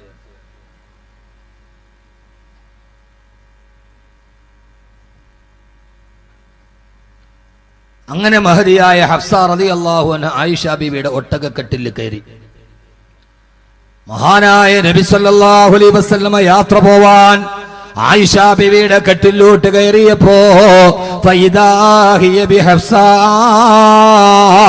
അവിടെ മഹദിയായ ഹഫ്സ ബീവി ഇരിക്കുകയാ. ഹഫ്സ റളിയല്ലാഹു തആല സലാം പറഞ്ഞു. അല്ലാഹുവിന്റെ റസൂല് മനസ്സിലായി അവർ തന്നെ കബളിപ്പിച്ചതാണ്. പിന്നെ ഹബീബായ നബി തങ്ങളൊന്നും മിണ്ടിയില്ല. യാത്ര തുടർന്ന് രാത്രിയായപ്പോ ആ യാത്രയ്ക്ക് വേണ്ടി മരുഭൂമിയിൽ തമ്പടിച്ചു. ആയിഷ റളിയല്ലാഹു തആല വേറൊരു ഒട്ടകക്കെട്ടിലിരിക്കുന്നുണ്ട്. മഹദി അവറുകൾ രാവിലെ ഉറക്കമെഴുന്നേറ്റപ്പോ ഹബീബായ നബി തങ്ങൾ ഉറക്കത്തിൽ എഴുന്നേറ്റ് വരുമ്പോ അല്ലാഹുവിന്റെ റസൂലിനെ ഒന്ന് കളിയാക്കാൻ ഹബീബായ നബിയുടെ നേരെ നോക്കിയിട്ട് ഹബീബായ നബി തങ്ങൾ എഴുന്നേൽക്കുകയാണ്. ആയിഷ ബീവി എഴുന്നേറ്റ് പോയി അല്ലാഹുവിന്റെ റസൂലിന്റെ മുമ്പിൽ പോയിട്ട് നബിയെ കബളിപ്പിച്ചല്ലോ നബിയെ എന്ന ഒരു ഭാവത്തിൽ തന്നെ മുഖത്തേക്ക് നോക്കുമ്പോ അല്ലാഹുവിന്റെ റസൂലിന്റെ മുഖത്ത് വല്ലാത്ത വിഷാദഭാവമാ. അല്ലാഹുവിന്റെ റസൂലിന്റെ മുഖത്ത് വല്ലാത്ത ദുഃഖമുണ്ട്. ആയിഷ ബീവി റളിയല്ലാഹു തആലക്ക് സങ്കടമായി. അതേവരെയുള്ള കളിതമാശ മാറി, അതേവരെയുള്ള വിനോദം മാറി. തന്റെ പ്രിയപ്പെട്ട ഭർത്താവായ ഹബീബായ നബി തങ്ങളുടെ മുഖത്ത് വല്ലാത്ത ദുഃഖത്തിന്റെ കാളിമ കണ്ടപ്പോ ആയിഷ ബീവി സങ്കടപ്പെട്ടു പോയി. അല്ലാ, ഇന്നലെ ഞാൻ കാണിച്ച ഒരു കുസൃതി കാരണത്താൽ എന്റെ ഭർത്താവിന്റെ മനസ്സിന് വിഷമമില്ല എന്നുള്ള ബോധ്യം വന്നപ്പോ ആയിഷ ബീവിക്ക് തെറ്റ് മനസ്സിലായി. ഇത് പുൽക്കൂട്ടങ്ങൾ നിറഞ്ഞു നിൽക്കുന്ന പുൽക്കൂട്ടത്തിന്റെ ഇടയിലേക്ക് തന്റെ കാലുകൾ ഇറക്കി വെച്ചിട്ട് ആയിഷ ബീവി പൊട്ടിക്കരഞ്ഞുകൊണ്ട് പറഞ്ഞു, അത്രേ അല്ലാഹുവേ ആയിഷ ചെയ്ത ഒരു കുസൃതി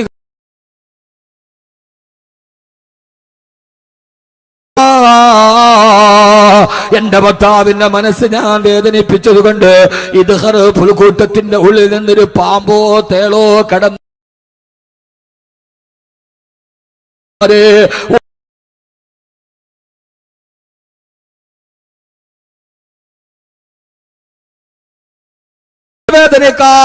കാരണക്കാരിയായപ്പോ ആ പ്രിയപ്പെട്ട ഭർത്താവിന്റെ ദുഃഖമോത്ത് പൊട്ടിക്കരഞ്ഞ ആയിഷ ബീവി അവസാനം കുറച്ചു നേരം തോളിലൊരു ഘട്ടം കണ്ട് തിരിഞ്ഞു നോക്കുമ്പോ അള്ളാന്റെ റസൂലാണ് ആയിഷ എഴുന്നേക്കുമോളെ എന്ന ഹബീബായ നബി തടികത്തലോട് തന്റെ നെഞ്ചിലോട്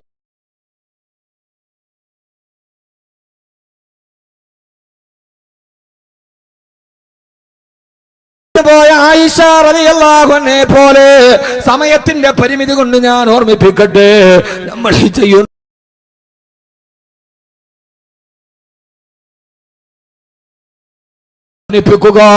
ഭാര്യമാരെ മനസ്സ് വേദനിപ്പിക്കുക, ഇതൊക്കെ ജീവിതത്തിൽ അല്ലാഹു ഇഷ്ടപ്പെടാത്ത പാപങ്ങളാണ്. ആ പാപങ്ങളിൽ ഏതെങ്കിലും ഒന്ന് പൊറുക്കത്താൽ അല്ലാഹു ദുനിയാവിൽ നിന്ന് സന്തോഷത്തോടെ വിട പറയാൻ കഴിയില്ല, നമ്മുടെ ആഖിബത്ത് നന്നാവില്ല.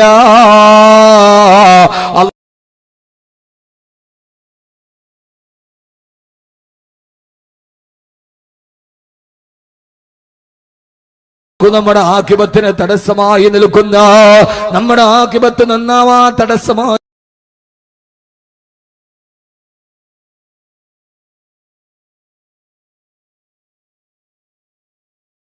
നിൽക്കുന്ന എല്ലാ വഴികൾ നല്ല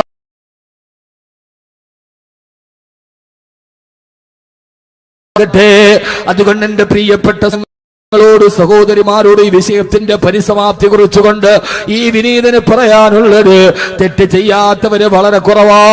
ആ തെറ്റുകളൊക്കെ തെറ്റുകളാന്ന് മനസ്സിലാക്കി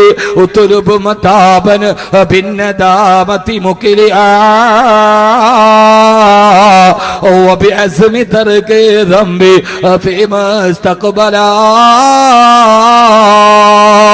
ചെയ്തു പോയ എല്ലാ പാപങ്ങളും അല്ലാഹുവേ ഇനി ഞാൻ ജീവിതത്തിൽ ചെയ്യില്ല എന്ന് ഉറപ്പ് വെച്ച് അല്ലാഹുവിലേക്ക് തിരിച്ചു മടങ്ങുക. അല്ലാഹു നമുക്ക് തൗഫീഖ് നൽകി അനുഗ്രഹിക്കുമാറാകട്ടെ. അല്ലാഹു നമുക്ക് തൗഫീഖ് നൽകി അനുഗ്രഹിക്കുമാറാകട്ടെ. അതുകൊണ്ട് ഒരു അനിവാര്യമായ മാറ്റത്തിന് നമ്മൾ തയ്യാറെടുക്കുക. ആ മാറ്റത്തിന് വേണ്ടി നമ്മുടെ ഹൃദയത്തെ സജ്ജീകരിക്കാൻ എല്ലാവരും ഉറക്ക ഒരു 3 സ്വലാത്ത് ചൊല്ലുക. ഇൻഷാ അല്ലാഹ് ഇനി നമുക്ക് ഈ ജീവിതത്തിൽ ഈ ഹദ്ദാദ് നഗർ ഒരുമിച്ചിരിക്കുമ്പോ നമ്മുടെ ഹൃദയത്തിൽ വിദ്വേഷം വേണ്ട, നമുക്ക് പകകൾ വേണ്ട, നമുക്ക് തെറ്റിനോടുള്ള അഭിവാഞ്ച വേണ്ട. അല്ലാഹുവേ ചുരുക്കകാലം നീ ഞങ്ങൾക്ക് ആയുസ് നൽകുമ്പോ ഞങ്ങളിൽ ആദ്യമാരാണ് മണ്ണിലേക്ക് പോകുന്നതെന്നറിയില്ല, ആരാണ് കബറടക്കപ്പെടുന്നതെന്നറിയില്ല, ആരുടെ മയ്യത്ത് നിസ്കാരമാണ് ആദ്യം നിർവഹിക്കുന്നതെന്നറിയില്ല. എന്തിനാണ് മോനെ ഈ മത്സരം? എന്തിനാണ് ഈ വിഭാഗീയത? എന്തിനാ? ഓരോ സംഘടനകളും ഓരോ പാർട്ടികളും ഓരോ മഹല്ലുകളും ഓരോ വിഭാഗങ്ങളും ഒക്കെ ജഹുസമൂഹത്തിന് സ്വാഭാവികമാ. പക്ഷെ അതിനൊക്കെ അപ്പുറം നമ്മളെല്ലാവരും ഒന്നല്ലയോ? നമ്മുടെ കിബില ഒന്നല്ലയോ? നമ്മുടെ റസൂൽ ഒന്നല്ലയോ? നമ്മുടെ ഖുർആൻ ഒന്നല്ലയോ? നമ്മൾ പറയുന്നതെല്ലാം അല്ലാഹു അക്ബർ എന്നല്ലയോ? പിന്നെ എന്തിനാണ് ഈ പരസ്പരമുള്ള മത്സരങ്ങൾ? പിന്നെന്തിനാണ് പരസ്പരമുള്ള അകൽച്ചകൾ? അവസാനം എന്തൊക്കെ പറഞ്ഞാലും ഞാനൊന്ന് ചോദിക്കട്ടെ, നിങ്ങൾ മുസ്ലിം ലീഗുകാരനാണെങ്കിലും INL-കാരനാണെങ്കിലും കമ്മ്യൂണിസ്റ്റുകാരനാണെങ്കിലും കോൺഗ്രസ്സുകാരനാണെങ്കിലും നമ്മളെല്ലാവരും ഒന്നിച്ചു നിൽക്കുന്നൊരു ദിവസമുണ്ട്. ആ ദിവസം ഏതെന്നറിയോ? ഈ പള്ളിയുടെ മുറ്റത്ത് മരിച്ചവന്റെ കൂടപ്പുറപ്പിന്റെ മയ്യത്ത് കൊണ്ടുവന്ന് വെക്കുമ്പോ അതിന്റെ പുറകിൽ നിൽക്കുമ്പോ നമ്മളൊക്കെ ഒന്നിച്ചു പറയുന്നൊരു വാക്കേതാ?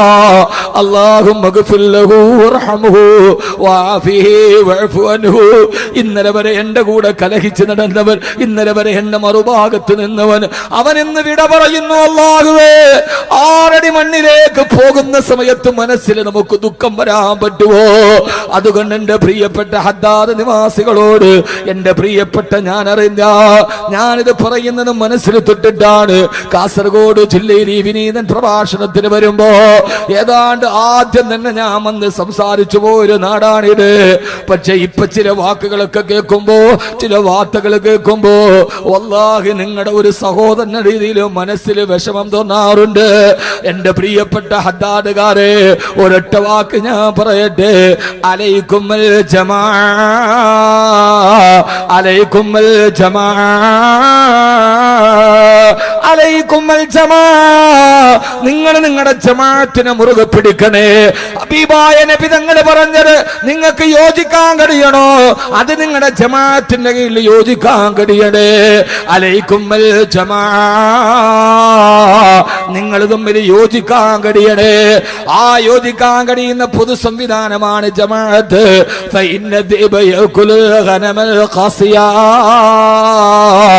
ഒറ്റതിരിഞ്ഞ് നടക്കുന്ന ആടിനെയാണ് ചെന്നായ ആക്രമിക്കുക. നമ്മുടെ ശരീരത്തിന് നേരെ ശത്രുക്കൾ ഒന്നിക്കുമ്പോ, നമ്മുടെ ദീനിനു വേണ്ടി ശത്രുക്കൾ ഒന്നിക്കുമ്പോ, മുസൽമാന് ജീവിക്കാൻ കഴിയാത്ത സാഹചര്യം ഉണ്ടാകുമ്പോ ഇപ്പോഴും നമ്മൾ മൈക്ക് കെട്ടിയിട്ട് തെറി പറയേണ്ടവരാണോ? നമ്മൾ പരസ്പരം ചെളിവാരി എറിയേണ്ടവരാണോ? ഒന്നിച്ചൊന്നായി ചേർന്ന് നിന്ന് അല്ലാഹുവേ മരിക്കുന്നത് വരെ ഞങ്ങളൊന്നാണ്. അല്ലാഹുവിന്റെ ദീനിനു വേണ്ടി ഒന്നിക്കാൻ കഴിയുന്നില്ലെങ്കിൽ പിന്നെ എന്നാണ് നമുക്ക് ഒന്നിക്കാൻ കഴിയുക? പണത്തിന് വേണ്ടി വേണ്ട, പദവിക്ക് വേണ്ടി വേണ്ട. പണം എവിടെ സഹോദരാ?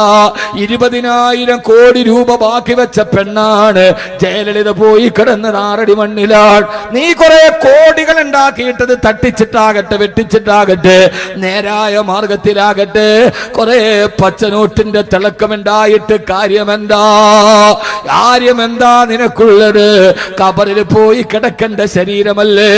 നാളെ മരിച്ചു പോയിട്ട് അവന്റെ മയ്യത്തിന്റെ മുമ്പിൽ വിങ്ങിപ്പൊട്ടാനല്ല, മരിച്ചു കിടക്കുന്നവനെ നിന്നോടെന്ത് ശത്രുത? നിന്നോടെന്ത് ശത്രുത? നിന്നോടെന്ത് ശത്രുത? നിങ്ങളെല്ലാവരും അയൽപക്കക്കാരാണ്, നിങ്ങൾ കുടുംബ ബന്ധക്കാരാണ്, നിങ്ങൾ പരസ്പരം ചേർന്നിരിക്കേണ്ടവരാണ്. നാളെ ഒരു വാർത്ത കേട്ടിട്ട് കരഞ്ഞിട്ട് കാര്യമുണ്ടോ? സുനാഹീസ്പറുമേ മരണവാല ജാത്തേ കപ്പടേ ബദൽ ബദൽ കർ.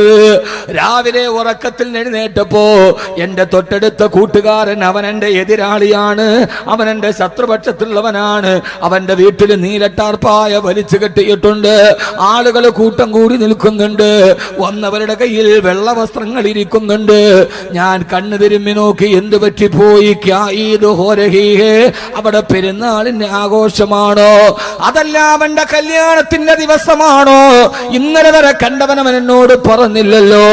അടുത്തടുത്ത് ഞാൻ അയൽവക്കത്തെ വീട്ടിൽ പോയപ്പോഴാണ് ചിത്രം വ്യക്തമായത്. അവിടെ കല്യാണത്തിന്റെ ഒരുക്കമല്ല. വന്നു നിൽക്കുന്നവന്റെ കയ്യിലുള്ള പൂമാലയും വസ്ത്രവും പുതുമണവാട്ടിക്ക് കൊടുത്തതല്ല. പിന്നെ എന്താണ് ഇവിടെ സംഭവിച്ചത്? മരണവാല ജാത്തേ കപ്പടേ ബദൽ ബദൽ കർ. എന്റെ കൂട്ടുകാരൻ മരിച്ചു കിടക്കുകയാണ്. എന്റെ കൂട്ടുകാരൻ ഇന്നലെ ഉറക്കത്തിൽ എഴുന്നേറ്റില്ലത്രേ. രാവിലെ തട്ടി വിളിച്ചപ്പോ അനക്കമില്ലത്രേ. അവിടെ വരുന്നവനെ പുതപ്പിക്കാനുള്ള കഫന്നുണിയാണ്.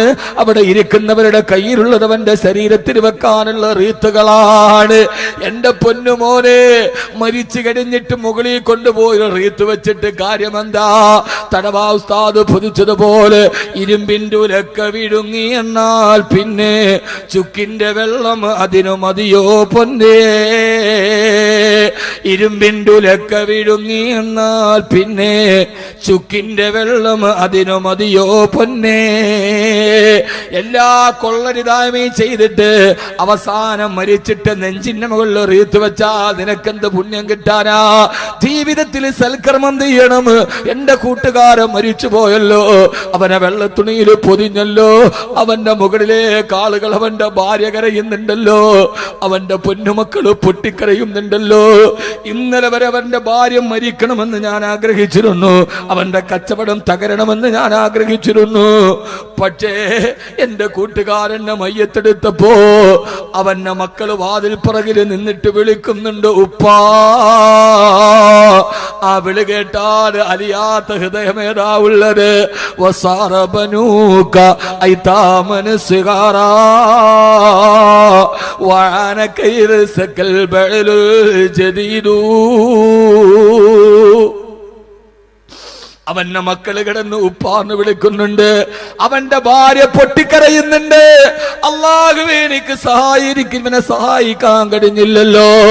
എല്ലാവരും കൂടി പള്ളിയുടെ മുമ്പിൽ കൊണ്ടുവന്ന് മയ്യത്ത് നിസ്കരിച്ച് ഖബറിലേക്ക് ഇറക്കി വിടുമ്പോ ഒരു പിടി മണ്ണ് വാരി ഇടാതിരിക്കാൻ കഴിയോ? ഇന്നലെ വരെ ഞങ്ങൾ രണ്ട് രീതിയിൽ നിന്നവരാണ്. പക്ഷേ ഖബറടക്കുമ്പോ കൈ കൊണ്ടൊരു പിടി മണ്ണ് വാരി ഇടാതിരിക്കാൻ പറ്റുമോ? മനസ്സിൽ വിദ്വേഷം വെച്ചിട്ട് പിടിമണ്ണ് മാറിയിട്ടിട്ട് കാര്യമെന്താ? അതുകൊണ്ട് ഹദ്ദാദ് നഗറിലെ പ്രിയപ്പെട്ട സഹോദരങ്ങളോട് ഞാനിത് പറയുന്നത്, നിങ്ങളുടെ ചില പ്രവൃത്തി കൊണ്ട് എനിക്കും വേദന ഉണ്ടായിട്ടുണ്ടാവാം. പക്ഷേ വല്ലാഹി എനിക്കതൊരു പ്രശ്നമല്ല. അതെന്റെ ഹൃദയത്തെ വേദനിപ്പിച്ചിട്ടുമില്ല. ഞാൻ ഈ ഹദ്ദാദ് നഗറിൽ നിന്നിട്ട് പറയാണ്, എന്തൊക്കെ പ്രശ്നമുണ്ടായാലും അതെന്റെ ഹൃദയത്തെ വേദനിപ്പിച്ചിട്ടേ ഇല്ല. ഞാൻ അങ്ങനെ വേദനിച്ചിട്ട് തളരുന്നവനുമല്ല. ചെറുപ്പകാലം മുതലേ ഒഴുക്കിനെതിരെ നീന്തി പിടിച്ചിട്ട് ഇവിടം വരെ പറന്നെത്തിയതാണ് ഞാൻ. ചെറുപ്പം മുതലേ ഒഴുക്കിനെതിരെ നീന്തിയവനാണ് ഞാൻ. അതുകൊണ്ട് എനിക്ക് മലവെള്ളപ്പാ ചില പ്രശ്നം ഇഖ്വാനി വഖുല്ലാനി, അല്ലാഹുവിന്റെ മാർഗത്തിൽ നിങ്ങൾ ഒന്നിച്ചു നിൽക്കണേ. അലൈക്കുമൽ ജമാ, നിങ്ങൾ ജമാഅത്തിനെ മുറുകെ പിടിക്കണേ. അല്ലാഹു മരിക്കുന്നത് വരെ ഈ പള്ളിമുറ്റത്ത് ഒരുമിച്ച് നിൽക്കാൻ അല്ലാഹു നമുക്ക് തൗഫീഖ് നൽകി അനുഗ്രഹിക്കുമാറാകട്ടെ. അല്ലാഹു തൗഫീഖ് നൽകട്ടെ. എന്റെ കൽബി എന്ന് പറയുന്ന വാക്കാണ്, എന്റെ അപ്പുറത്തോട്ടൊന്നുമില്ല. ഇതെന്റെ കൽബി എന്ന് പറയുന്ന വാക്കാണ്. അല്ലാഹു നമുക്ക് തൗഫീഖ് നൽകുമാറാകട്ടെ. അല്ലാഹു തൗഫീഖ് നൽകുമാറാകട്ടെ. ആദരവായ പ്രവാചകൻ നബി മുഹമ്മദ് മുസ്തഫ സല്ലല്ലാഹു അലൈഹി വസല്ലമ നമുക്കൊരു മാറ്റമുണ്ടാകേണ്ട സഹോദരങ്ങളെ. എന്ന് വരെയാണ് ഇതിലേക്കാണ് തമ്മിലടിച്ചവരായിരുന്നില്ലേ മക്ക ഖുറൈശികൾ? അവരാരാ? സഹാബത്തുകളാരാ? ആരാ സഹാബത്തുകളാരാ? ഹബീബായ നബി മുഹമ്മദ് മുസ്തഫ. ഉറക്കപ്പറ, അവരാരാ? അവര് ജീവിതത്തിൽ തമ്മിലടിച്ചവരാണ്.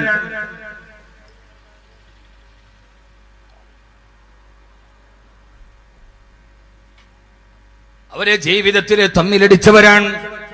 ഉമറിനെ പോലെ വലിയൊരു തെമ്മാടിയാരാ? ഉമറിനെ പോലെ ലോകം കണ്ട തെമ്മാടിയാരാ? ഹബീബായ നബി മുഹമ്മദ് മുസ്തഫ സല്ലല്ലാഹു അലൈഹി വസല്ലമ. ഉക്കാല ചന്തയിൽ പേർഷ്യക്കാർ വന്ന് മലത്തിക്കടത്തിയിട്ട് അറബികളെ തോൽപ്പിക്കുമ്പോ പേർഷ്യക്കാരായ മല്ലന്മാരെ തോൽപ്പിച്ചിട്ട് നെഞ്ചിലോട്ട് കാലെടുത്ത് വെച്ചിട്ട്, ആരുണ്ടടാ ഖത്താബിന്റെ മകൻ ഉമറിനെ തോൽപ്പിക്കാനെന്ന് നെഞ്ചു വിരിച്ചു ചോദിച്ച ഉമർ. ഉമറിനെ പേടിയാണ് നാട്ടുകാർക്ക്. ഒരാൾ പോലും ഉമറിന്റെ നേരെ നിൽക്കില്ല. ഒരാൾ ഉമറിനോട് ചോദ്യം ചെയ്യില്ല. ഉമറിനെ കേട്ടാല് നാടിലെ കിടുകിടാ വറപ്പിച്ച തമ്മാടി. ലാ യസ്ലഹു വലദു ഖത്താബ് ഹത്താ യസ്ലഹു ഹിമാറു ഖത്താബ്. ഖത്താബിന്റെ വീട്ടിലെ കഴുതക്ക് മനസ്സ് മാറ്റമുണ്ടായാലും ഖത്താബിന്റെ മകൻ ഉമറിന് മനസ്സിന് മാറ്റമുണ്ടാവില്ല. നന്നായില്ല മനുഷ്യൻ. നമുക്കെന്ന് നന്നായി കൂടാ. അതങ്ങനെയല്ല ഉസ്താദേ, അതിങ്ങനെ. എന്തിങ്ങനെ? ഉമറിനെ നന്നാവാങ്കിൽ പിന്നെ നമുക്കെന്തുകൊണ്ട് നന്നായിക്കൂടാ? അതിന്റെ അകത്ത് പിന്നെ ഒരു കാരണം പറയാൻ പാടില്ല. ഒറ്റ കാരണമേ ഉള്ളൂ, അള്ളാഹുടെ തൃപ്തിക്ക് വേണ്ടി. എന്തിനു വേണ്ടി? ഉമർ നന്നായത് മക്കയുടെ അധികാരത്തിന് വേണ്ടിയല്ല. ഉമർ നാട്ടിലെ വലിയവനാവാനല്ല. ഉമറിന് നന്നാവാൻ കഴിയുന്നില്ല. ഏത് രീതിയിലും നന്നായി. ആദരവായ പ്രവാചകൻ നബി മുഹമ്മദ് മുസ്തഫ സല്ലല്ലാഹു അലൈഹി വസല്ലം വഫാത്തായി.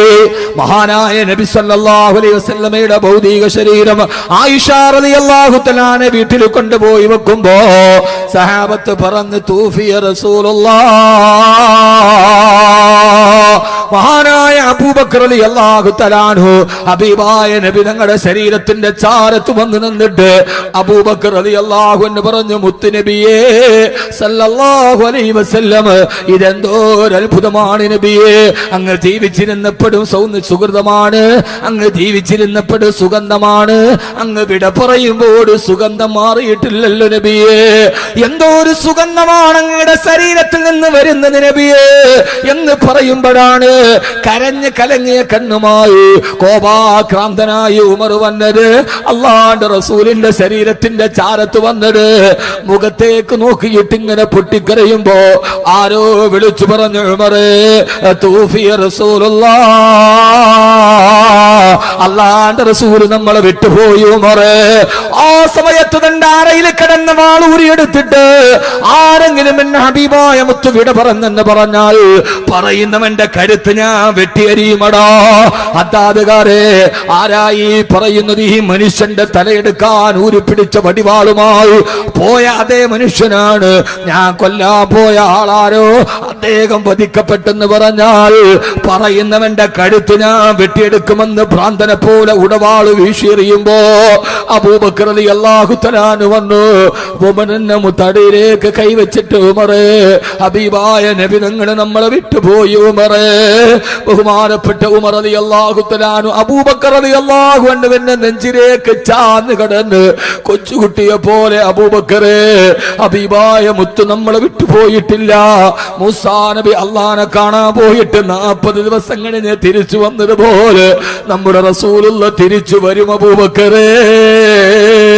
ഹബീബായ നബി തങ്ങൾ നമ്മളെ വിട്ടുപോവില്ല. ഇത് അല്ലാഹനെ കാണാൻ പോയതാ. ഇല്ല ഉമറേ, വമാ മുഹമ്മദുൻ ഇല്ലാ റസൂൽ ഖദ് ഖലത് മിൻ ഖബലിഹി റസൂൽ അഫഇമ്മാ തഅഖുതുലൻ കലബതും വലാ അൽഖാബികും. അല്ലാഹുവിന്റെ പ്രവാചകന്മാരെല്ലാവർക്കും മരണം സാധ്യമാ. അബൂബക്കർ റളിയല്ലാഹു അൻഹുവിന്റെ ചുമലിലേക്ക് ചാഞ്ഞു കിടന്ന് പൊട്ടിക്കരഞ്ഞ ഉമർ അവസാനം ഹബീബായ നബി തങ്ങൾ വഫാത്തായി. ഖലീഫയായിരിക്കുമ്പോ അനസ് ബിൻ മാലിക് റളിയല്ലാഹു തആല പാതിരാ സമയത്ത് ഈത്തപ്പഴത്തോട്ടത്തിലൂടെ പോയപ്പോ രാത്രിയിൽ ഈത്തപ്പഴത്തോട്ടത്തിൽ നിന്നൊരു ശബ്ദം കേൾക്കുകയാ. എടാ ഉമറേ, നീ ആരാണടാ നിന്നെ അമീറുൽ മുഅ്മിനീൻ എന്ന് വിളിച്ചത്? നീ ഒരു കാലത്ത് കള്ളു കുടിച്ചവനല്ലേടാ, നീ പെണ്ണിനെ പിടിച്ചവനല്ലേടാ ഉമറേ? അനസ് റളിയല്ലാഹു തആല ഞെട്ടിപ്പോയി. കിസ്റാ കൈസറിനെ കിടുകിടാ വിറപ്പിച്ച ഉമറിനെ പാതിരാത്രിയിൽ ചോദ്യം ചെയ്യുന്നതാരാ? നോക്കുമ്പോ മദീന മുഴുവനും ഉറങ്ങിക്കിടക്കുമ്പോ ഈത്തപ്പഴത്തോട്ടത്തിന്റെ ഉള്ളിൽ പോയിട്ട് ഒരു ഈത്തപ്പന മരത്തിലേക്ക് ചാരിക്കിടന്നിട്ട് സ്വന്തം പേരുടെ നെഞ്ചിലേക്ക് ചൂണ്ടിയിട്ട് ചോദിക്കുകയാണ്, എടാ ഉമറേ, നീ എത്ര മോശക്കാരനായിരുന്നടാ ഉമറേ. ആർക്കെങ്കിലും ചിന്തിക്കാൻ പറ്റുമോ? അവസാനം മദീനത്തെ പള്ളിയിൽ ഖുത്ബ ഓതുമ്പോ ഉമർ റളിയല്ലാഹു തആല ദുആ ചെയ്തു, അല്ലാഹുവേ, അല്ലാഹുമ്മ ർസുഖ്നി ശഹാദതൻ ഫീ ബലദി റസൂലിക. പടച്ചവനെ, ഉമറിന് മരിക്കുന്നതിന് മുമ്പ് ഒരു ആഗ്രഹമുണ്ട്. ഞാൻ മരിക്കുമ്പോ